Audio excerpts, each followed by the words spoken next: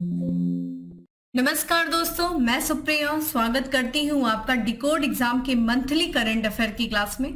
दोस्तों, आज हम मंथली करंट अफेयर की क्लास में रिवीजन करेंगे मई के करंट अफेयर को। ठीक है, तो आज की क्लास में जितना भी हम लोगों ने मई में, ठीक है, यानी कि मई में जितना भी करंट अफेयर हम लोगों ने पढ़ा था उसका ये एक कंपाइलेशन वीडियो होगा। इसमें अप्रॉक्स हम 70 to 80 क्वेश्चंस को यहाँ पे जो इंपॉर्टेंट क्वेश्चंस रहे हैं मई में, जो करंट अफेयर रहे हैं, उन्हें हम एक साथ यहाँ पे रिवीजन करेंगे। ध्यान रखिएगा दोस्तों, ये एक रिवीजन सेशन होगा जिसमें हम बहुत ज़्यादा इन डेप्थ जा करके उसको एक्सप्लेन नहीं करेंगे, क्वेश्चंस को पढ़ेंगे। आप लोग साथ ही साथ कमेंट बॉक्स में मेरे साथ आप लोग भी आंसर करते रहिएगा। इससे ये पता चलेगा कि आप लोगों ने जो मई में करंट अफेयर पढ़ा था उसका कितना पार्ट आपको याद है, और जो नहीं याद होगा उसका आप यहाँ पे रिवीजन कर लेंगे। ठीक है, तो चलिए दोस्तों, सेशन से जल्दी से जुड़ जाइए, सेशन को शेयर कर दें आप सभी लोग अपने दोस्तों के साथ। और साथ ही साथ जब करंट अफेयर के मैं क्वेश्चंस को रिवीजन कर रही होंगी, जब क्वेश्चंस को रीड कर रही होंगी, तो आप लोग आंसर करिएगा और लाइक्स करते रहिएगा और साथ ही साथ शेयर भी करते रहिएगा। चलिए देर नहीं करते हैं और अपने रिवीजन सेशन को स्टार्ट करते हैं। और सबसे पहले प्रश्न की तरफ बढ़ते हैं दोस्तों, कि किस देश में दुनिया का दूसरा सबसे बड़ा 900 फीट गहरा ब्लू होल खोजा गया? ध्यान रखिएगा, ये दूसरा सबसे बड़ा 900 फीट गहरा है ये ब्लू होल। और ये कहाँ खोजा गया है? ये दुनिया का दूसरा सबसे बड़ा है। किस देश में? इटली में, मैक्सिको में, ब्राजील में या फिर क्यूबा में? तो दोस्तों, इसका जो करेक्ट आंसर है वो है बी है, यानी कि मैक्सिको में जो है, मैक्सिको में दोस्तों वहां पे एक, ध्यान रखिएगा, युकाटन प्रायद्वीप है। ठीक है, कहाँ पे? युकाटन प्रायद्वीप है। ठीक है, जहां पे जो है ये दुनिया का दूसरा सबसे गहरा जो है ब्लू होल खोजा गया है। ध्यान रखिएगा, ब्लू होल होता क्या है दोस्तों? तो ये एक तरीके की वर्टिकल गुफा होती है। ध्यान रखिएगा, वर्टिकल गुफा होती है जो पानी के नीचे होती है। ठीक है, वर्टिकल गुफा होती है जो पानी के नीचे होती है। और ये वर्टिकल गुफा, ध्यान रखिएगा, जैव विविधता पूर्ण होती है। बहुत ही अधिक यहाँ पे जैव विविधता देखने को मिलता है। और ये जो दूसरा जो ब्लू होल गुफा खोजा गया है मैक्सिको के युकाटन प्रायद्वीप पे, ब्लू होल जो खोजा गया है, इसका नाम दोस्तों क्या रखा गया? इसका नाम रखा है तामजा। ठीक है, तामजा नाम रखा गया है, जो कि एक मायान भाषा है। और इसका अर्थ की बात किया जाए दोस्तों तो गहरा पानी। ठीक है, ध्यान रखिएगा, गहरा पानी इसका अर्थ होता है। ठीक है, तो ये ध्यान रखिएगा। तो ये दुनिया का सबसे गहरा 900 फीट ब्लू होल है। अगले प्रश्न की तरफ दोस्तों बढ़ते हैं। अगला प्रश्न है हमारा कि यहाँ पे देखा जाए तो भारतीय तटरक्षक बल ने हाल ही में किस राज्य में तटीय सुरक्षा अभ्यास सागर कवच का आयोजन किया है? तो सागर कवच का जो आयोजन किया गया है, ध्यान रखिएगा, ये भारतीय तटरक्षक बल के द्वारा किया गया है। ये एक तटीय सुरक्षा अभ्यास है जिसका अभ्यास किया गया है दोस्तों, कहाँ पे किया गया है? तो ये किया गया है पश्चिम बंगाल में। ठीक है, ध्यान रखिएगा, पश्चिम बंगाल में किया गया है। और इसके बारे में बात करें तो ये एक संयुक्त तटीय अभ्यास था, जिसमें देखा जाए इस अभ्यास में भारतीय नौसेना, BSF, ठीक है, ध्यान रखिएगा, नौसेना, भारतीय नौसेना थी दोस्तों। यहाँ पे अगर हम बात करें, भारतीय नौसेना थी, बॉर्डर सिक्योरिटी फोर्स है।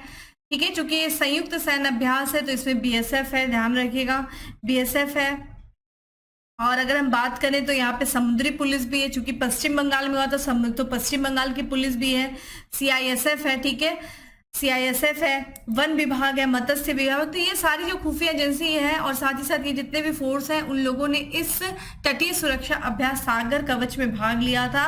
ठीक है, हल्दिया में, जो कि तटरक्षक जिला है, जो मुख्यालय हल्दिया, वहां पे इसका आयोजन किया गया था पश्चिम बंगाल में। अगले प्रश्न की तरफ दोस्तों बढ़ते हैं। अगला प्रश्न है कि किस केंद्रीय मंत्री ने इफ्को द्वारा विकसित दुनिया का पहला नैनो डैब लॉन्च किया है? तो ये नैनो डैब जो है दुनिया का पहला नैनो डैब है जो विकसित किया गया, लॉन्च किया गया है दोस्तों। ध्यान रखिएगा, केंद्रीय गृह मंत्री अमित शाह जी के द्वारा इसको लॉन्च किया गया। ठीक है, ध्यान रखिएगा, चूंकि रुकिए कलर चेंज कर देते हैं क्योंकि आप लोग को विजिबल होने में प्रॉब्लम हो रही होगी। तो ध्यान रखिएगा, ये जो एक सहकारिता मंत्री दोस्तों, साथ ही साथ इनको गृह मंत्रालय भी मिला है अमित शाह जी को। तो इन्होंने, ध्यान रखिएगा, नई दिल्ली के साकेत में इफ्को सदन में इन्होंने जो है इफ्को नैनो DAP लिक्विड को राष्ट्र को जो है ये समर्पित किए हैं। अगले प्रश्न की तरफ बढ़ते हैं दोस्तों। अगला प्रश्न है हमारा कि भारत और कौन सा देश शून्य नवाचार वर्चुअल केंद्र बनाने पर सहमत हुआ है? तो शून्य नवाचार वर्चुअल केंद्र बनाने के लिए भारत ने जो है यूनाइटेड किंगडम के साथ क्या किया है, यानी करेक्ट आंसर इस सी है, यूनाइटेड किंगडम के साथ सहमत हुआ है। भारत और यूनाइटेड किंगडम मिल करके शून्य नवाचार वर्चुअल केंद्र बनाएंगे। इस केंद्र जो ये केंद्र बात करें दोस्तों तो एक तरीके का मंच प्रदान करेगा किसके किसके लिए, तो नवीकरणीय ऊर्जा के लिए, ठीक है, नवीकरणीय ऊर्जा के लिए, साथ ही साथ बात करें तो परिवहन प्रणाली के लिए, ठीक है, परिवहन प्रणाली के लिए, और देखा जाए हरित हाइड्रोजन के डीकार्बनाइजेशन के लिए, ठीक है। तो डीकार्बनाइजेशन जैसे क्षेत्रों में ये मिल करके जो है कौन, भारत और यूनाइटेड किंगडम शून्य नवाचार वर्चुअल केंद्र बनाएंगे, ठीक है। अगले प्रश्न की तरफ बढ़ते हैं दोस्तों। अगला प्रश्न है कि निम्न में से किस संस्था ने भविष्य की महामारियों के लिए बेहतर तैयारी के लिए प्रेट यानी कि PRET पहल लॉन्च किया। प्रेट का फुल फॉर्म देखा जाएगा दोस्तों, और ये किस संस्था के लिए, चूंकि प्रेट का लक्ष्य क्या है, जो भविष्य की महामारी जैसे कोविड आई थी उसी तरह भविष्य में अगर इस तरह की कोई महामारी आ जाती है तो पहले से ही हम तैयार रहे उस महामारी से लड़ने के लिए। इसके लिए एक प्रेट पहल शुरू की गई है। किस संस्था के द्वारा शुरू किया है दोस्तों, तो स्वास्थ्य से संबंधित है, तो WHO यानी कि विश्व स्वास्थ्य संगठन WHO के द्वारा इसे शुरू किया गया है। प्रेट का अगर फुल फॉर्म की बात किया जाए दोस्तों तो प्रिपेयर्डनेस, ठीक है, ध्यान रखिएगा, प्रिपेयर्डनेस एंड, ठीक है,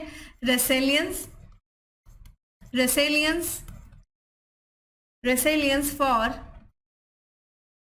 फॉर इमर्जिंग यानी कि इमर्ज होने वाली, ठीक है, इमर्जिंग थ्रेट्स मतलब होता है दोस्तों एक तरीके से, ठीक है, तो एक तरीके से भविष्य में जो है preparedness and resilience for emerging threat, इसी का मतलब है प्रेट। और प्रेट क्या है, जो कि भविष्य में कोई महामारी आए तो एक तरीके से बेहतर तरीके से तैयार रहे पहले से ही ऐसी महामारी के लिए, यही इसका उद्देश्य है, ठीक है। तो यहाँ पे ध्यान रखेगा, और ये जो पहल है इसको जो है शुरुआत की गई थी जो जेनेवा में, ध्यान रखिएगा, अंतिम अप्रैल 2023 में जो फ्यूचर रेस्पिरेटरी पैथोजन के लिए जो वैश्विक बैठक हुई थी उसी बैठक में प्रेट पहल की शुरुआत की गई थी, ठीक है, इस बात का आप ध्यान रखिएगा। अगले प्रश्न की तरफ बढ़ते हैं दोस्तों। अगला प्रश्न है कि निम्नलिखित में से किस देश ने दुनिया का पहला robotic check in assistant launch किया है। तो ये दुनिया का पहला रोबोटिक चेक इन असिस्टेंट है जिसको लॉन्च किया गया है दोस्तों UAE यानी कि यूनाइटेड अरब अमीरात, करेक्ट आंसर सी, ठीक है, संयुक्त अरब अमीरात के द्वारा दुनिया का पहला robotic check in assistant launch किया गया है। और ये ध्यान रखिएगा, इसकी बात करें तो इसका नाम क्या है, ये जो पहला रोबोटिक चेक इन असिस्टेंट है इसका नाम है दोस्तों सारा, ठीक है। तो सारा क्या करेगी कि जो चेक इन प्रक्रिया के माध्यम से, जैसे कोई यात्री हैं उनको अगर वो एयरपोर्ट पे जा रहे हैं तो जो कुछ भी चेक इन करना है, ठीक है, तो उसमें क्या सारी चीजें स्कैन करेगी, और स्कैन किया गया जो पासपोर्ट है उस पर उसके चेहरे का मिलान करेगी, ठीक है, सारा। तो ये ध्यान रखिएगा, ये दुनिया का पहला रोबोटिक चेक इन असिस्टेंट जिसका नाम सारा है उसको UAE के द्वारा, ठीक है, UAE की जो दुबई बेस्ड एयरलाइन है एमिरेट्स, ठीक है, ध्यान रखिएगा, एमिरेट्स के द्वारा जो है इसे लॉन्च किया गया है, ठीक है। अगले प्रश्न की तरफ बढ़ते हैं दोस्तों। अगला प्रश्न है हमारा कि निम्नलिखित में से किस संस्था के द्वारा state of the world children 2023 report जारी किया गया है। तो बच्चों की स्थिति पर लेकर के, दुनिया में बच्चों की स्थिति को लेकर के एक रिपोर्ट जारी की गई है, वो किस संस्था के द्वारा जारी किया गया है, क्वेश्चन आपसे पूछा जा रहा है। और रिपोर्ट का नाम है state of the world children 2023 report. तो दोस्तों ये जारी किया गया है यूनिसेफ के द्वारा, ठीक है, यूनिसेफ के द्वारा ये जारी किया गया है। इस रिपोर्ट में ध्यान रखिएगा, ये बताया गया है एक तरीके से वैक्सीनेशन जो हुई है उस वैक्सीनेशन पे जो विश्व का विश्वास है और जो कवरेज है उसको लेकर के जो है ये रिपोर्ट तैयार किया गया है, ठीक है। और इसमें यह बताया गया है कि दुनिया के 55 में से लगभग 1/3 देश ऐसे हैं जो वैक्सीनेशन के विश्वास में उनके में गिरावट आई है। लेकिन वहीं अगर बात किया गया चीन के बारे में, भारत के बारे में, ठीक है, और मैक्सिको के बारे में, ठीक है, मैक्सिको के बारे में, तो वहां पे ये बताया गया है कि ये 3 ऐसे देश हैं जो उन देशों में शामिल है जहां पे वैक्सीनेशन धारणा में जो है सुधार दर्ज किया गया है। तो इस रिपोर्ट में ये सारी बात की गई है। चूंकि हम बात कर रहे हैं एक संस्था के बारे में दोस्तों, तो आइए थोड़ा सा उस संस्था के बारे में भी बात कर लेते हैं। किसके बारे में, तो ये ध्यान रखिएगा, हम बात कर रहे हैं यूनिसेफ के बारे में। तो आइए थोड़ा सा यूनिसेफ के बारे में देख लेते हैं। यूनिसेफ यानी कि संयुक्त राष्ट्र बाल कोष, ध्यान रखिएगा, संयुक्त राष्ट्र, ठीक है, बाल कोष, इसका ये फुल फॉर्म है, ठीक है, बाल कोष। और अगर हम बात करें कि इसकी स्थापना कब हुई थी दोस्तों, तो ये 11 दिसंबर 1946 को इसकी स्थापना हुई थी। और न्यूयॉर्क, ठीक है, संयुक्त राज्य अमेरिका के शहर न्यूयॉर्क में जो है इसका हेडक्वार्टर है। ध्यान रखिएगा। इसको नोबेल प्राइज भी मिला था। नोबेल जो प्राइज मिला था दोस्तों वो मिला था, कब मिला था? 1965 में मिला था। इंदिरा गांधी प्राइज भी मिला है दोस्तों इसको। इंदिरा गांधी शांति पुरस्कार भी मिला है, 1989 में मिला है। और वहीं पे हम बात करें प्रिंस ऑफ एस्टूरियस अवार्ड भी 2009 में मिला है। तो इसे नोबेल पुरस्कार भी मिला है दोस्तों यूनिसेफ को 1965 में। अगले प्रश्न की तरफ बढ़ते हैं दोस्तों। अगला प्रश्न है कि दुनिया के 10वें सबसे ऊंचे पर्वत अन्नपूर्णा पर्वत पर चढ़ने वाले पहले भारतीय पुरुष बन गया। तो पहले कमेंट बॉक्स में आप मुझे बताइए कि अन्नपूर्णा पर्वत जो है ये किस देश में स्थित है, जो कि दुनिया का 10वां सबसे ऊंचा पर्वत है, और ये किस देश में स्थित है, और ये कौन से भारतीय हैं जो चढ़े हैं दोस्तों इस पे? तो ये है अर्जुन वाजपेयी। करेक्ट आंसर इस सी है। ठीक है, करेक्ट आंसर इस सी। अर्जुन वाजपेयी जो है ये एक भारतीय पेशेवर पर्वतारोही हैं और इन्होंने दुनिया के सबसे ऊंचे पर्वत अन्नपूर्णा पर इन्होंने चढ़ाई किया और ऐसे करने वाले ये पहले पुरुष बन गए हैं। ठीक है, ध्यान रखिएगा। अगला प्रश्न है दोस्तों कि हाल ही में किस संस्था के द्वारा विश्व आर्थिक स्थिति और संभावना रिपोर्ट जारी की गई है? तो विश्व आर्थिकी स्थिति और संभावना रिपोर्ट किस संस्था के द्वारा जारी किया गया दोस्तों? तो ये किया गया है सी, यानी कि करेक्ट आंसर है संयुक्त राष्ट्र। संयुक्त राष्ट्र की एक एजेंसी है दोस्तों जिसका एक विभाग है जिसका नाम है आर्थिक, ठीक है ध्यान रखिएगा, आर्थिक और सामाजिक मामलों का विभाग। ठीक है, कौन सा विभाग? आर्थिक और सामाजिक मामलों का विभाग। ठीक है, विभाग, इसके द्वारा जो है ये रिपोर्ट जारी किया गया है। कौन सी रिपोर्ट दोस्तों? तो ये विश्व आर्थिक स्थिति और संभावना रिपोर्ट जारी किया गया है। इस रिपोर्ट में यह अनुमान लगाया गया है कि जो भारत की अर्थव्यवस्था है वो 2023 में, ध्यान रखिएगा, 2023 में 5.8% से, और 2024 में देखिए इसकी अर्थव्यवस्था का जो है अर्थव्यवस्था बढ़ेगी कितने परसेंट से दोस्तों? तो 6.7% है। ठीक है, 6.7% से जो है भारत की अर्थव्यवस्था बढ़ने की उम्मीद जो है इस रिपोर्ट में बताया गया है। वहीं वैश्विक अर्थव्यवस्था के बारे में बात किया गया। विश्व की अर्थव्यवस्था में 2023 में जो है 2.3% और 2024 की बात करें तो 2.5% जो है ये वैश्विक अर्थव्यवस्था के बढ़ने का अनुमान लगाया गया है इस रिपोर्ट में। ठीक है, ध्यान रखिएगा। अगले प्रश्न की तरफ बढ़ते हैं। अगला प्रश्न है कि निम्न में से किसे प्रवासन के लिए अंतरराष्ट्रीय संगठन की प्रथम महिला महानिदेशक निर्वाचित किया गया? Most important question. ठीक है, तो प्रवासन के लिए जो अंतरराष्ट्रीय संगठन है दोस्तों इसकी प्रथम महिला जो महानिदेशिका निर्वाचित की गई है वो की गई है एलेना पॉप। ठीक है, एलेना पॉप जो है वो निर्वाचित की गई है। माफ करिएगा दोस्तों, इसका करेक्ट आंसर होगा ए होगा। ठीक है, माफ करिएगा, ये पॉप है लेकिन एमई पॉप जो है सुश्री एमई पॉप जो है वो प्रवासन के लिए अंतरराष्ट्रीय संगठन की प्रथम महिला जो है वो निर्वाचित की गई है। ठीक है, इस संगठन की स्थापना दोस्तों कब हुई थी? तो 1961 में हुई थी और ये प्रवासन के क्षेत्र में, ठीक है, अग्रणी अंतर सरकारी संगठन है। ठीक है, ध्यान रखिएगा, प्रवासन के क्षेत्र में अग्रणी संगठन है ये। और इसकी बात करें तो ये जो है संयुक्त राष्ट्र प्रणाली का भी ये हिस्सा है। कौन सा दोस्तों संगठन? तो ये जिसके बारे में हम बात कर रहे हैं कि प्रवासन के लिए अंतरराष्ट्रीय संगठन।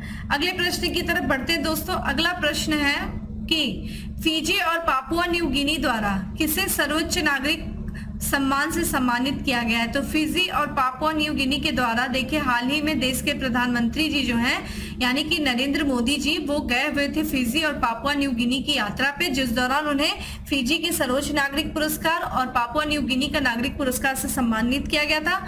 अगर हम फिजी की बात करें दोस्तों तो फिजी का जो पुरस्कार था उसका नाम क्या था?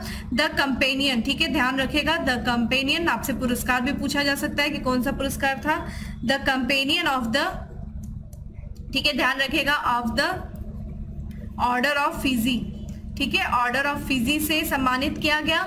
वहीं जो वहां पे गए पापुआ न्यू गिनी में, पापुआ न्यू गिनी में ध्यान रखिएगा कौन सा पुरस्कार दिया गया दोस्तों? ये दिया गया है ग्रैंड, ठीक है, grand companion of the order of Logohu. ठीक है, इस पुरस्कार से सम्मानित किया गया। किसे दोस्तों? पापुआ न्यू गिनी का ये सर्वोच्च नागरिक पुरस्कार है जिसे प्रधानमंत्री नरेंद्र मोदी को सम्मानित किया गया। तो जिस तरीके से इनको जो प्रशांत क्षेत्र में, क्योंकि जो द्वीपीय देश हैं उन द्वीपीय देशों में एकता बनाए रखने के लिए जो उन्होंने योगदान दिया और साथ ही साथ ग्लोबल साउथ मुद्दे को आगे ले जाने में जो प्रधानमंत्री नरेंद्र मोदी जी ने जो व्यक्तिगत रूप से जो इन्होंने कार्य किया उसको लेकर के ये सम्मान से उनको सम्मानित किया गया है। अगले प्रश्न की तरफ बात करते हैं दोस्तों। अगला प्रश्न है कि हाल ही में कहाँ वेद विज्ञान महोत्सव का आयोजन किया गया है? तो वेद विज्ञान महोत्सव का जो आयोजन किया गया है वो दिल्ली में किया गया है और इस वेद विज्ञान का जो आयोजन किया गया था ये 2 दिवसीय आयोजन था और ये जो आयोजित किया गया है ये विश्व वेद परिषद और परमार्थ, ठीक है, परमार्थ निकेतन के संयुक्त प्रयास से इसका आयोजन किया गया है और इसके जो है इसका शुभारंभ जो किया गया है वो किया गया है लोकसभा के अध्यक्ष ओम बिरला के द्वारा, ठीक है, ओम बिरला के द्वारा इस का शुभारंभ किया गया है और यहाँ पे जो अतिथि की अध्यक्षता की गई थी दोस्तों, ठीक है, वो किया गया है केंद्रीय कृषि और कल्याण मंत्री नरेंद्र सिंह तोमर के द्वारा जो है इसकी अध्यक्षता की गई, ठीक है, नरेंद्र सिंह तोमर के द्वारा इसकी अध्यक्षता की गई है, ध्यान रखिएगा। अगला प्रश्न है दोस्तों की निम्नलिखित में से किस देश की कंपनी द्वारा अयोध्या में बायोडीजल परियोजना शुरू की जाएगी? ध्यान रखिएगा ये पूछा जा रहा है अयोध्या यानी कि ये यूपी स्पेशल है दोस्तों, यूपी स्पेशल है और किस देश के द्वारा जो है अयोध्या में बायोडीजल परियोजना शुरू की जाएगी? ऑप्शंस आप देख रहे हैं दोस्तों, बेल्जियम है, फ्रांस है, डेनमार्क है, नॉर्वे है और इसके करेक्ट आंसर पे चला जाए तो इस ए यानी कि बेल्जियम के द्वारा जो है बेल्जियम की कंपनी है दोस्तों जिसका नाम है वीटो। ध्यान रखिएगा जिसका नाम वीटो है, वीटो नहीं है वो वीटो पावर के बारे में मत सोचिएगा, इस कंपनी का नाम वीटो है जो कि अयोध्या में कचरे से, ध्यान रखिएगा, कचरे से बायोडीजल बनाने के लिए, ठीक है, कचरे से, ठीक है, बायोडीजल, कचरे से बायोडीजल बनाने के लिए, ठीक है, एक संयंत्र, एक परियोजना शुरू करेगी। कौन दोस्तों? ये है वीटो कंपनी बेल्जियम की, ठीक है, और ये 2 साल में ये प्रोजेक्ट जो है 2 साल का ये पायलट प्रोजेक्ट है जिसको अयोध्या को चुना गया है अयोध्या के लिए, ठीक है। अगले प्रश्न की तरफ बढ़ते हैं। अगला प्रश्न है कि किस आईआईटी संस्थान ने साइबर सुरक्षा कौशल कार्यक्रम का शुभारंभ किया है?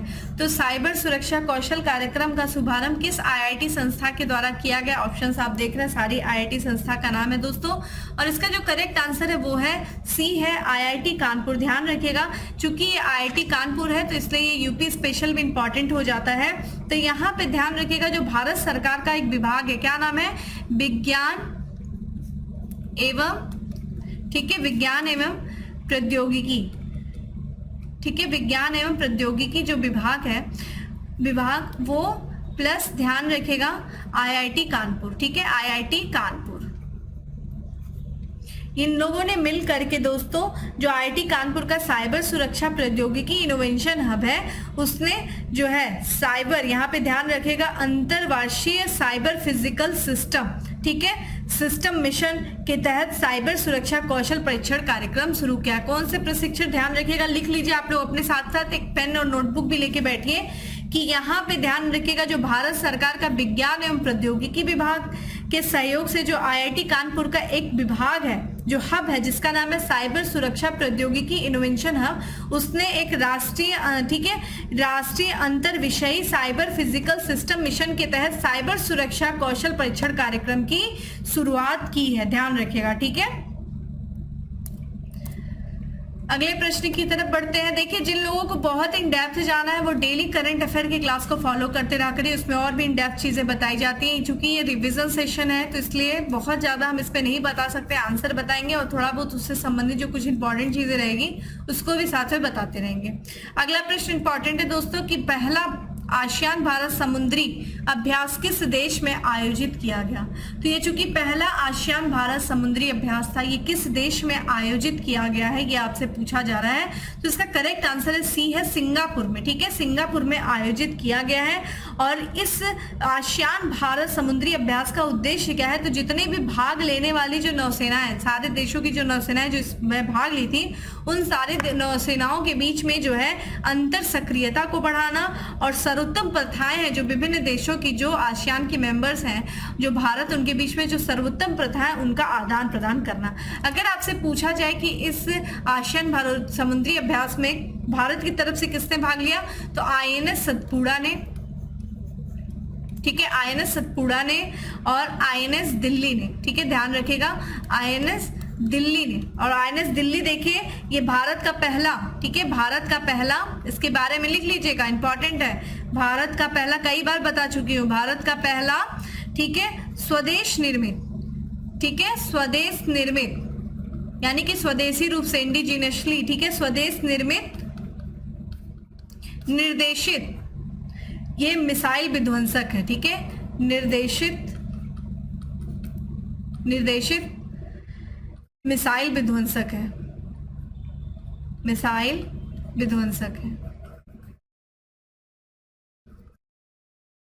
कौन दोस्तों? INS दिल्ली। तो इसने भाग लिया, ठीक है, ध्यान रखिएगा। चलिए दोस्तों अब बात करते हैं अगले प्रश्न की। अगला प्रश्न है दोस्तों की, स्वच्छ भारत मिशन के तहत किस राज्य को हुड्को पुरस्कार से सम्मानित किया गया? तो स्वच्छ भारत मिशन के तहत किस राज्य को किया गया दोस्तों? ये किया गया उत्तर प्रदेश को, इसलिए इंपॉर्टेंट हो जा रहा है, स्टार कर लीजिए, ये जितना भी यूपी स्पेशल चल रहा है उसको स्टार कर लीजिएगा। तो स्वच्छ भारत मिशन जो शहरी है उसके तहत उत्तर प्रदेश को देश में प्रतिष्ठित जो है हुड्को अवार्ड 2022-23 से, ध्यान रखिएगा, 2022-23 से सम्मानित किया गया है, ठीक है, 2022-23 से सम्मानित किया गया है।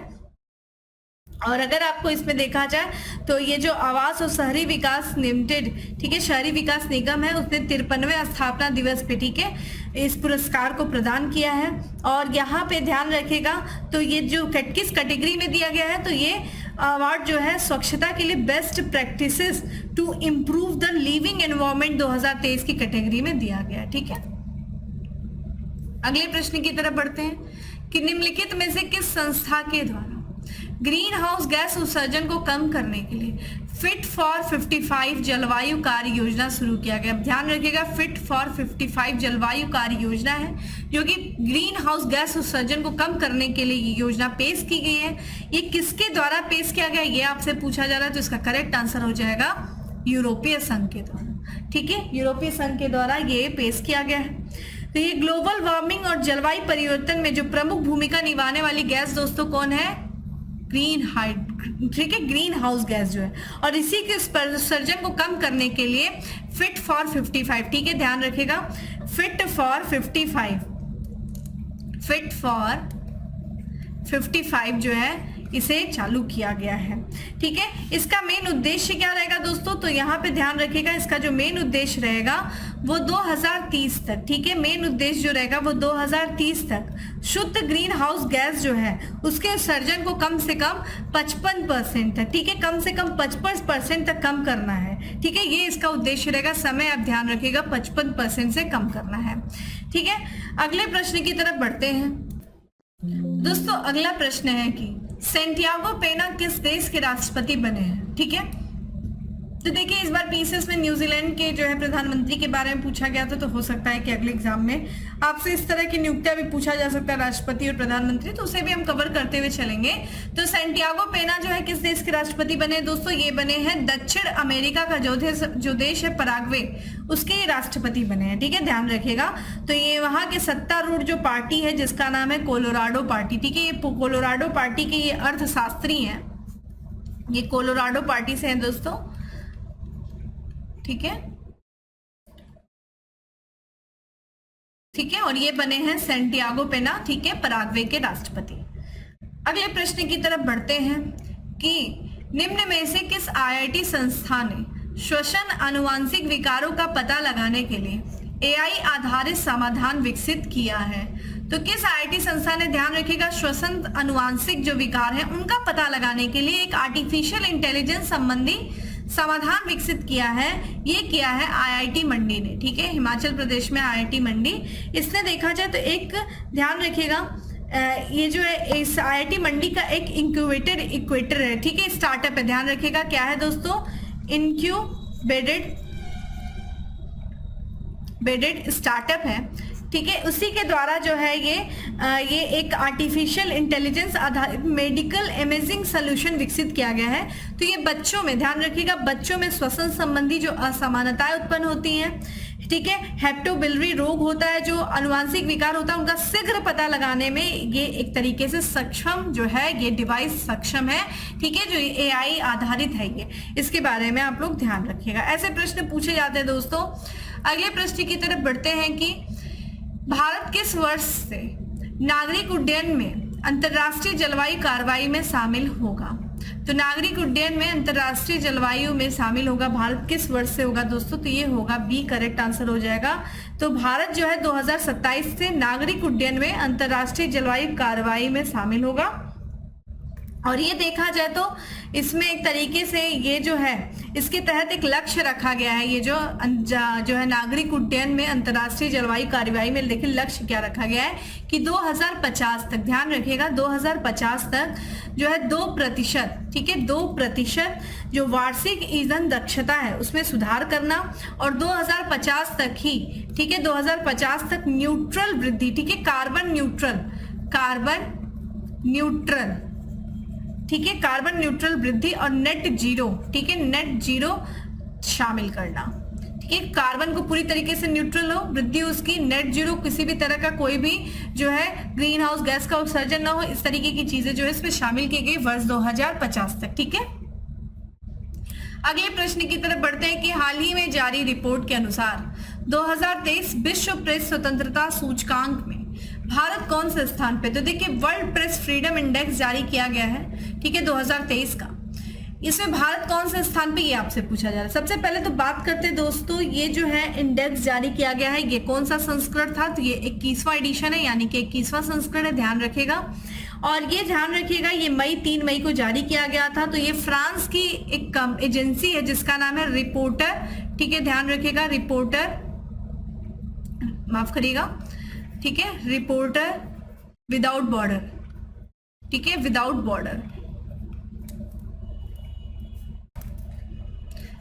बॉर्डर, इसके द्वारा ये जारी किया जाता है, ठीक है। और इस बार कुल 180 देशों को शामिल किया गया था, और 180 देशों में भारत का जो स्थान है वो 161वां है, यानी कि करेक्ट आंसर इज डी है।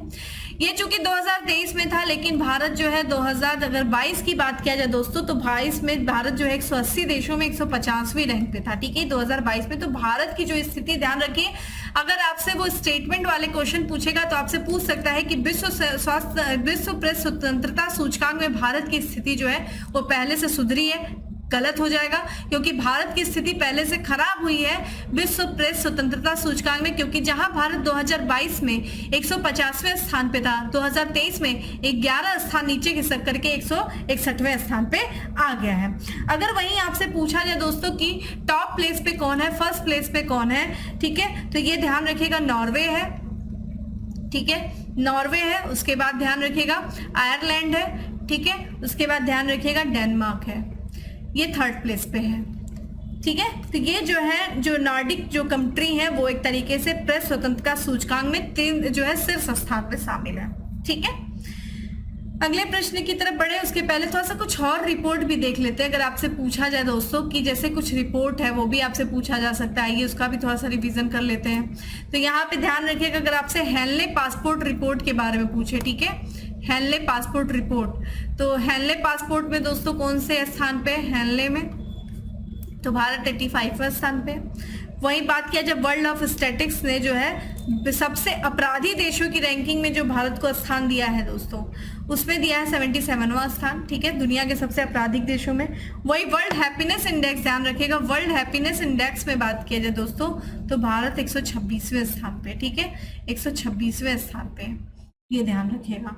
अगले प्रश्न की तरफ बढ़ते हैं कि निम्न में से किस देश के उच्चायोग ने कारगिल में project return to roots launch किया है? तो ये कारगिल में जो है लॉन्च किया गया project return to root launch किया गया। ये किस देश के उच्चायोग ने किया है? तो ये ऑस्ट्रेलिया के, करेक्ट आंसर इज बी। तो पहली बार जो है भारत में ऑस्ट्रेलिया उच्चायोग ने कारगिल में एक परियोजना शुरू की है, एक प्रोजेक्ट शुरू किया है जिसका नाम है right to return to roots, ठीक है। अगर हम बात करें तो ये जो है उद्देश्य क्या है इसका, इस प्रोजेक्ट का, ठीक है, रिटर्न्स टू रूट का जो है उद्देश्य क्या है मुख्य उद्देश्य देखा जाए तो जो नेशनल एजुकेशन पॉलिसी है दोस्तों, नेशनल एजुकेशन पॉलिसी जो है यानी कि राष्ट्रीय शिक्षा नीति है, उसके लक्ष्य के साथ संरेखण में, ठीक है, यानी कि उसके लक्ष्य में पारंपरिक ज्ञान को प्राप्त करना और वर्तमान जो स्कूल विज्ञान पाठ्यक्रम है उसको भी एकीकृत करना, यानी कि पारंपरिक ज्ञान के साथ साथ वैज्ञानिक ज्ञान का भी जो है एक तरीके से अध्ययन करना, ये इस न्यू एजुकेशन पॉलिसी का लक्ष्य है। और इसी लक्ष्य को प्राप्त करना है रिटर्न टू रूट्स पॉलिसी के माध्यम से कारगिल के जो बच्चे हैं, जो विद्यार्थी, ठीक है। तो इसमें देखा जाए जो आदिवासी पृष्ठभूमि के जो स्कूली बच्चे हैं उनके वैज्ञानिक समझ को बढ़ावा देने के उद्देश्य से ये प्रोजेक्ट रिटर्न टू रूट्स जो है वो लॉन्च किया गया है। अगले प्रश्न की तरफ बढ़ते हैं।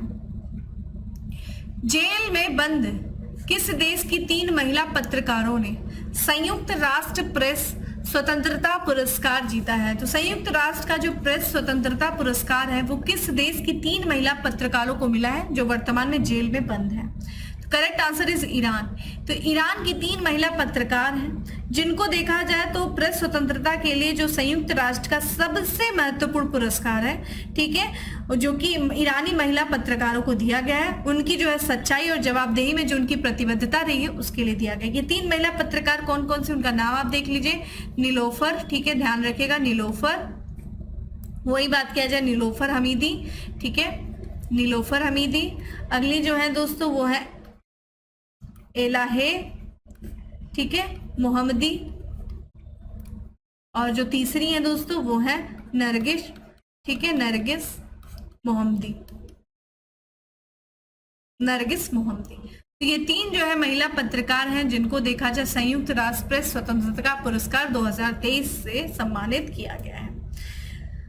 अगले प्रश्न की तरफ बढ़ते हैं कि निम्नलिखित में से कौन विश्व बैंक का नया अध्यक्ष चुना गया है? तो विश्व बैंक का जो नया अध्यक्ष दोस्तों चुना गया है वो है भारतीय मूल के अमेरिकी अजय बंगा को जो है विश्व बैंक का नया अध्यक्ष चुना गया है। और इनके जो है नाम का नामांकन जो दिया गया था दोस्तों वो अमेरिका के जो राष्ट्रपति हैं, ठीक है, जो बाइडेन के द्वारा दिया गया था, ठीक है। विश्व बैंक की दोस्तों स्थापना कब हुई थी? वर्ल्ड बैंक की 1944 में हुई थी, ठीक है, वाशिंगटन डीसी में इसका मुख्यालय है, ठीक है। अगले प्रश्न की तरफ बढ़ते हैं दोस्तों। अगला प्रश्न है कि बंगाल की खाड़ी में उठने वाला चक्रवाती तूफान साइक्लोन मोचा को किस देश के द्वारा नाम दिया गया था? ठीक है, तो साइक्लोन मोचा को किस देश के, जो कि बे ऑफ बंगाल में उठा था। आपसे पूछा जाता है दोस्तों, आपसे भी पूछा जा सकता है कि साइक्लोन मोचा जो है वो किस क्षेत्र को प्रभावित किया था? अरब सागर भी दे सकता है, बे ऑफ बंगाल यहाँ पे दिया है तो Bay of Bengal is correct answer, ठीक है। तो बे ऑफ बंगाल में जो है ये चक्रवाती तूफान उठा था साइक्लोन मोचा, और इसको किस देश के द्वारा इसका नाम दिया गया था? तो करेक्ट आंसर इज दोस्तों ए, यमन के द्वारा इसका नाम दिया गया था, ठीक है। अगले प्रश्न की तरफ बढ़ते हैं दोस्तों। अगला प्रश्न है हमारा कि केंद्रीय मंत्री नित्यानंद राय ने किस राज्य में दावकी भूमि बंदरगाह का उद्घाटन किया है? तो दावकी भूमि बंदरगाह का जो उद्घाटन किया गया है वो केंद्रीय मंत्री नित्यानंद राय के द्वारा किया गया है। किस राज्य में किया गया है दोस्तों? ये किया गया है मेघालय में, ठीक है, तो मेघालय में। तो इसका उद्देश्य क्या है इस दावकी भूमि बंदरगाह का? तो भारत और बांग्लादेश के बीच में व्यापार को वृद्धि देना, ठीक है, भारत और किसके बीच में? बांग्लादेश के बीच में, ध्यान रखिएगा, बांग्लादेश के बीच में व्यापार और वाणिज्य, ठीक है, व्यापार प्लस वाणिज्य, ठीक है, व्यापार और वाणिज्य को बढ़ावा देने के लिए दोस्तों ये जो मेघालय की जयंतिया हिल है, ठीक है, जयंतिया पहाड़ियां है, गारो खासी जयंतिया है ना वहां पे, तो जो पश्चिमी जयंतिया है, ध्यान रखिएगा, जयंतिया हिल है, वहीं पे जो है इसका इस दावकी भूमि बंदरगाह का उद्घाटन किया गया है, ठीक है, ये चीज ध्यान रखिएगा। तो बांग्लादेश, तो ये जो बंदरगाह है दोस्तों कौन सा, ये जो दावकी भूमि बंदरगाह है ये भारत और बांग्लादेश के बीच में एक महत्वपूर्ण व्यापार और परिवहन केंद्र के रूप में काम करेगा, ठीक है, और सीमा पार जो माल है जो और जो लोग आते जाते हैं, जो वाहन है, उनका आवाजाही में भी वो आसान बनाएगा, ठीक है, ये चीज ध्यान रखिएगा। अगला प्रश्न है दोस्तों की नेशनल मैन्युफैक्चरिंग इनोवेशन सर्वे 2021-22 द्वारा किस राज्य को सबसे नवीन राज्य का दर्जा दिया गया है? ठीक है, तो ये चीज ध्यान रखिएगा। तो यहाँ पे अगर हम देखें तो इसका जो करेक्ट आंसर है दोस्तों वो हो जाएगा कर्नाटक। तो यहाँ की अगर हम बात करें, नेशनल मैन्युफैक्चरिंग इनोवेशन सर्वे जो जारी किया गया है दोस्तों, वो किया गया है यहाँ पे डीएसटी यानी कि department of science and technology, plus अगर हम बात करें तो यूनेडो यानी कि दोस्तों ये यूनाइटेड संयुक्त राष्ट्र औद्योगिक विकास संगठन, इनके संयुक्त अध्ययन से जो है इसका नेशनल मैन्युफैक्चरिंग इनोवेशन सर्वे जो है 21-22 को जारी किया गया है। और इसमें जो कर्नाटक है, ठीक है, कर्नाटक देखा जाए तो यहाँ पे जो है इंडियन मैन्युफैक्चरिंग इनोवेशन इंडेक्स में जो है सबसे शीर्ष स्थान को हासिल किया है, ठीक है, यूनेडो। और चूंकि बात करें दोस्तों यूनेडो की, तो यूनेडो भी आपके लिए इंपॉर्टेंट है दोस्तों। देखिए यूनेडो जो है इसका मुख्यालय कहाँ पे है, यानी कि संयुक्त राष्ट्र औद्योगिक विकास संगठन, ये वियना जो कि कैपिटल है दोस्तों किसकी, ऑस्ट्रिया की, वहीं पे इसका हेडक्वार्टर भी देखने को आपको मिलेगा। और वर्तमान में जो इसके प्रमुख हैं दोस्तों, हेड है वो है गर्ड मुलर, ठीक है, गर्ड मुलर जो है वो इसके अध्यक्ष है। अगले प्रश्न की तरफ बढ़ते हैं कि केंद्र सरकार ने स्मार्ट सिटी मिशन की सीमा किस वर्ष तक बढ़ा दी है। तो स्मार्ट सिटी मिशन की सीमा किस वर्ष तक बढ़ा दी है, ये आपसे पूछा जा रहा है दोस्तों। तो ये ध्यान रखिएगा, जून 2024 तक। करेक्ट आंसर इज जून 2024 तक जो है जो केंद्र सरकार यानी कि जो केंद्रीय आवास और शहरी मामलों के मंत्रालय है, उसने जो है जून 2024 तक सीमा बढ़ा दिया है किसका, स्मार्ट सिटी मिशन का। ध्यान रखिएगा, इस मिशन के तहत क्या किया गया था, मूल रूप से ये जो मिशन है वो 2023 में पूरा होने वाला था, ठीक है, लेकिन जैसा कि पेंडेमिक आ गया था, तो पेंडेमिक की वजह से ये जो स्मार्ट मिशन है अपने लक्ष्य को प्राप्त नहीं कर सकता है, नहीं कर पाया। लक्ष्य क्या था दोस्तों, तो 100 स्मार्ट सिटी को, ठीक है, 100 स्मार्ट जो है ऐसे जो है चुनाव करना था स्मार्ट सिटी के तहत। ये देखिए, इसकी सबसे पहले इंपॉर्टेंट चीजें ध्यान रखिएगा, 2015 में ये स्मार्ट सिटी मिशन जो है शुरू किया गया था, और 2016 में, ठीक है, माफ करिएगा, 2016 और 2000 जून के बीच में, लगभग 2016 से लेकर के 2018 जून के बीच में एक तरीके से प्रतिस्पर्धा प्रक्रिया के माध्यम से 100 शहरों को चुना गया था। उन 100 शहरों को 2023 तक, जून 2023 तक स्मार्ट सिटी के रूप में कन्वर्ट करना था। लेकिन चूंकि पेंडेमिक आ गया और ये परियोजना अपने लक्ष्य को अपने समय प्राप्त नहीं कर सकी, इसीलिए इसको जून 2024 तक इसका लक्ष्य रखा गया है कि 100 शहरों को जो है स्मार्ट सिटी के रूप में बदला जाएगा। वर्तमान में देखा जाए, लगभग जो 100 में से देखा जाए तो कितने को लक्ष्य, जो 100 में से जो है मात्र 50 शहरों ने जो है 75% जो है अपनी परियोजना को पूरा कर लिया है, ठीक है। अगले प्रश्न की तरफ बढ़ते हैं। ओपन डिफिकेशन फ्री यानी कि ODF प्लस रैंकिंग में किस जिले ने पहला स्थान हासिल किया है, किस जिले ने किया, तो ये केरला का वायनाड जिला है दोस्तों।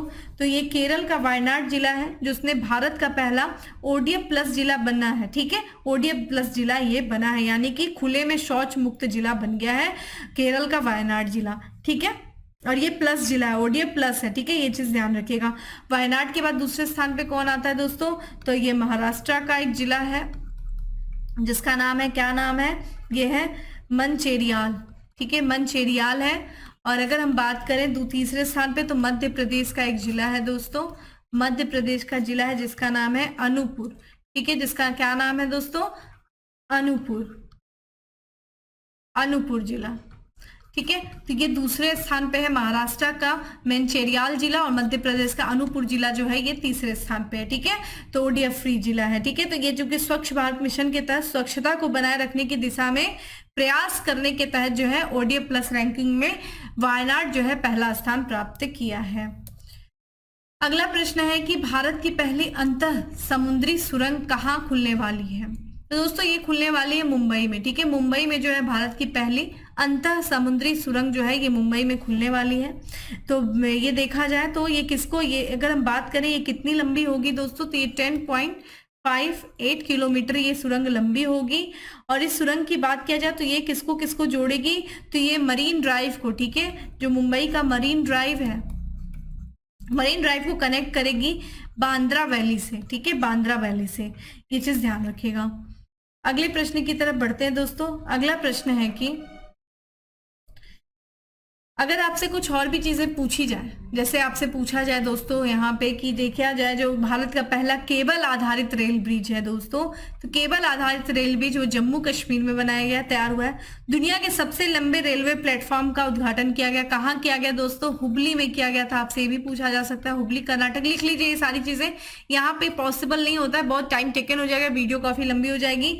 वहीं अगर आपसे पूछा जाए, चूंकि मुंबई की बात करें तो मुंबई में देखिए एक चर्च गेट स्टेशन था, उसका नाम बदल दिया गया है और उसका नाम रखा गया सीडी देशमुख जी के नाम पे, सीडी देशमुख स्टेशन कर दिया गया, ठीक है, चर्च गेट रेलवे स्टेशन का नाम। अगले प्रश्न की तरफ बढ़ते हैं कि निम्नलिखित में से किस राज्य में दुनिया का सबसे बड़ा रिफाइनरी कॉम्प्लेक्स, ठीक है, ये दुनिया का सबसे बड़ा, ध्यान रखिएगा, ये सबसे बड़ा रिफाइनरी कॉम्प्लेक्स है, तो किस राज्य में बनाया जाएगा? तो इसका भी जो आंसर होगा दोस्तों वो करेक्ट आंसर इस बी है, महाराष्ट्र में जो है ये दुनिया का सबसे बड़ा रिफाइनरी कॉम्प्लेक्स बनाया जाएगा, ठीक है। ये जो प्रस्ताव है ये रत्नागिरी, ध्यान रखिएगा, Ratnagiri refinery and petrochemical, refinery and petrochemical limited के द्वारा जो है, यानी कि RRCPL, ठीक है, इसके द्वारा Ratnagiri refinery and petrochemicals limited के द्वारा ये प्रस्ताव दिया गया है कि दुनिया का सबसे बड़ा जो है एकल स्थान रिफाइनरी परिसर जो बनाया जाएगा वो मुंबई में बनाया जाएगा, महाराष्ट्र में बनाया जाएगा, ठीक है। महाराष्ट्र में रत्नागिरी जिले में जो है एक बारसू गांव है, बारसू गांव में इसको स्थापित किया जाएगा। अगले प्रश्न की तरफ दोस्तों बढ़ते हैं। अगला प्रश्न है कि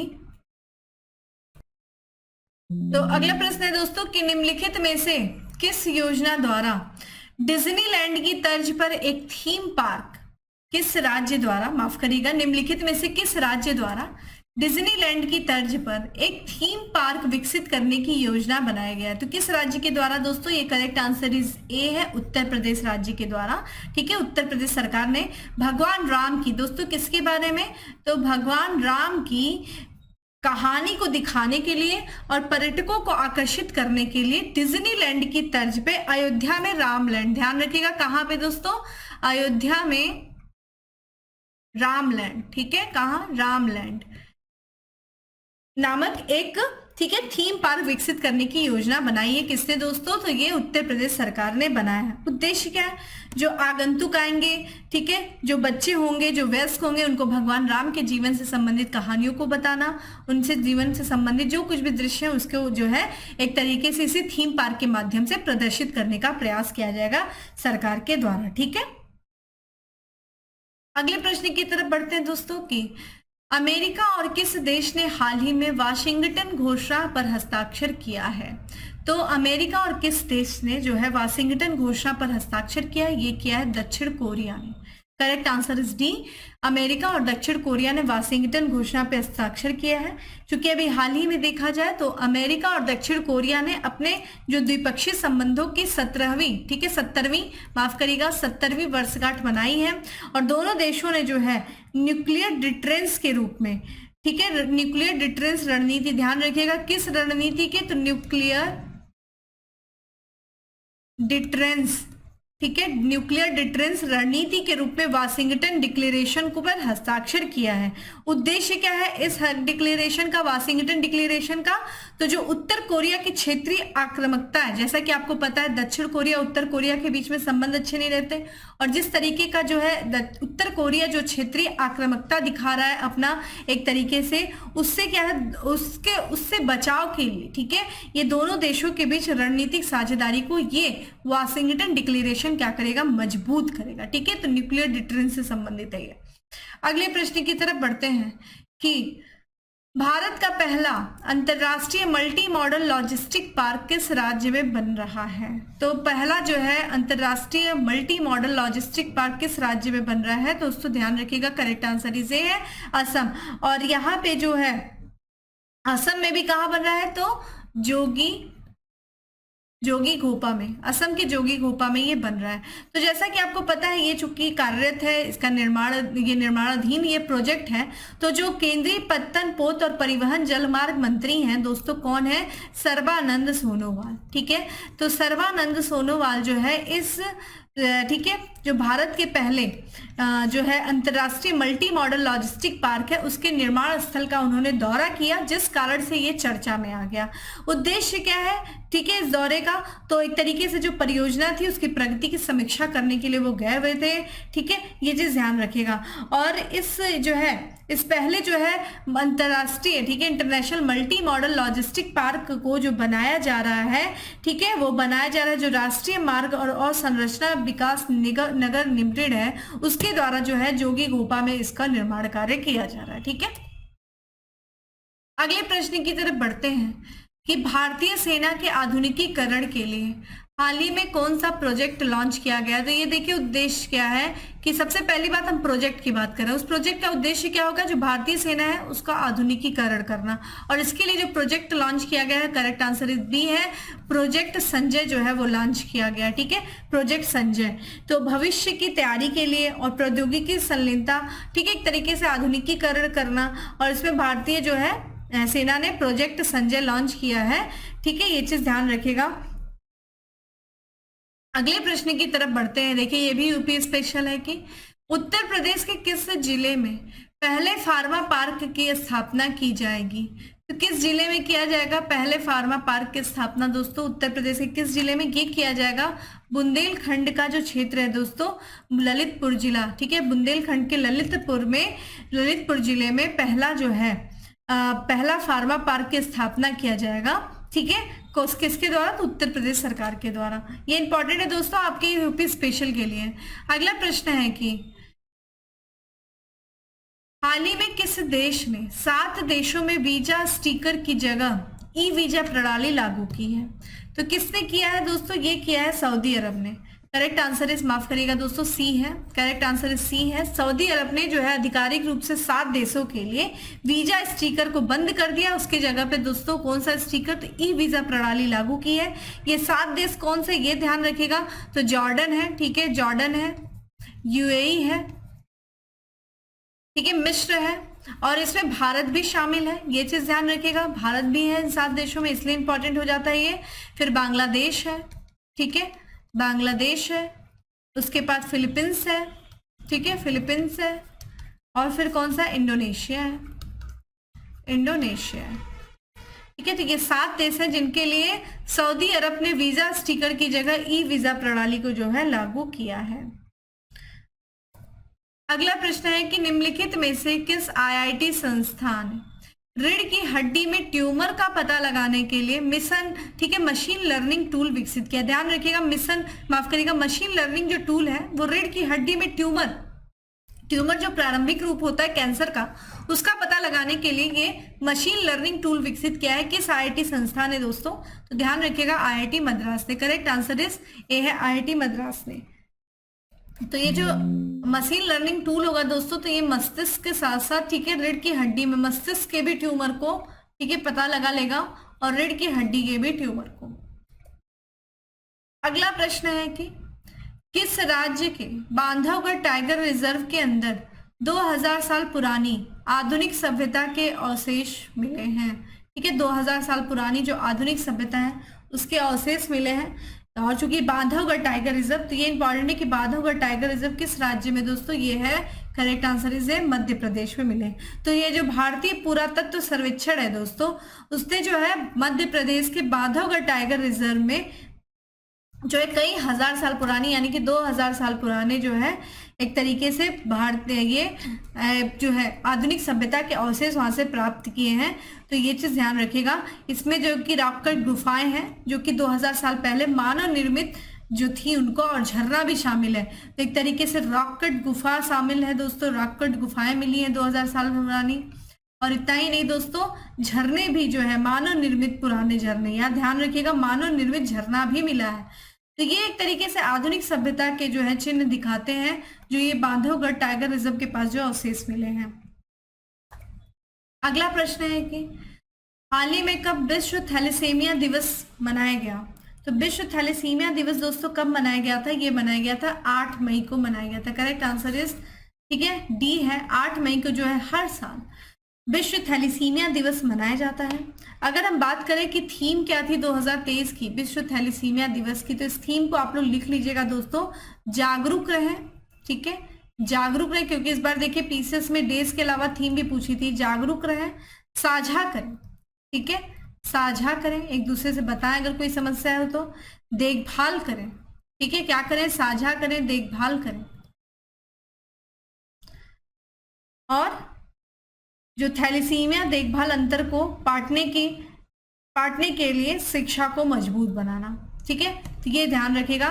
क्योंकि थैलेसीमिया दोस्तों होता क्या है, तो ये ध्यान रखेगा, ये एक क्रॉनिक ब्लड डिसऑर्डर है, ठीक है। क्या है ये? क्रॉनिक ब्लड डिसऑर्डर है, क्रॉनिक ब्लड डिसऑर्डर है।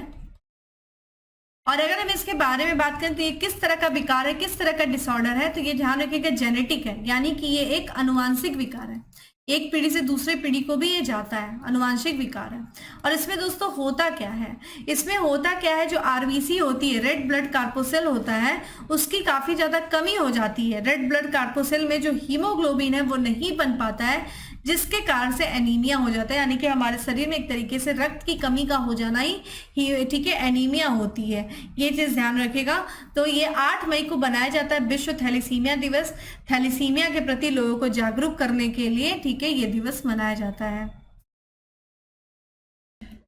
चलिए दोस्तों अगले प्रश्न की तरफ बढ़ते हैं। अगला प्रश्न है हमारा कि रक्षा मंत्री राजनाथ सिंह ने कहा भारतीय वायुसेना के हेरिटेज सेंटर का उद्घाटन किया। ध्यान रखिएगा ये हेरिटेज सेंटर है भारतीय वायुसेना का, जिसका उद्घाटन रक्षा मंत्री राजनाथ सिंह के द्वारा किया गया है। कहाँ किया गया है आपसे पूछा जा रहा है ये प्रश्न। ऑप्शन आप देख रहे हैं 4 है, तो इसका जो करेक्ट आंसर है दोस्तों वो है, ठीक है, केंद्र शासित प्रदेश चंडीगढ़ में जो है भारतीय वायुसेना के हेरिटेज सेंटर का उद्घाटन किया गया है, ठीक है। ये चीज ध्यान रखिएगा।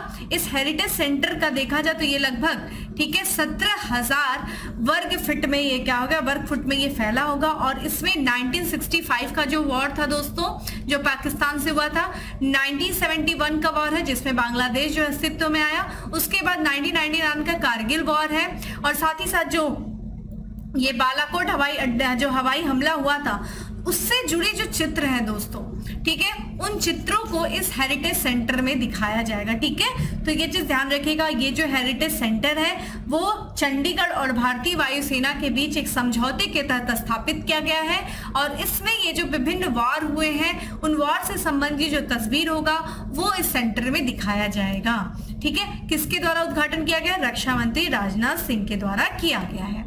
अगला प्रश्न है दोस्तों की निम्नलिखित में से कौन सा राज्य अपना संस्थागत रैंकिंग ढांचा या फिर फ्रेमवर्क शुरू करने वाला पहला राज्य बन गया है?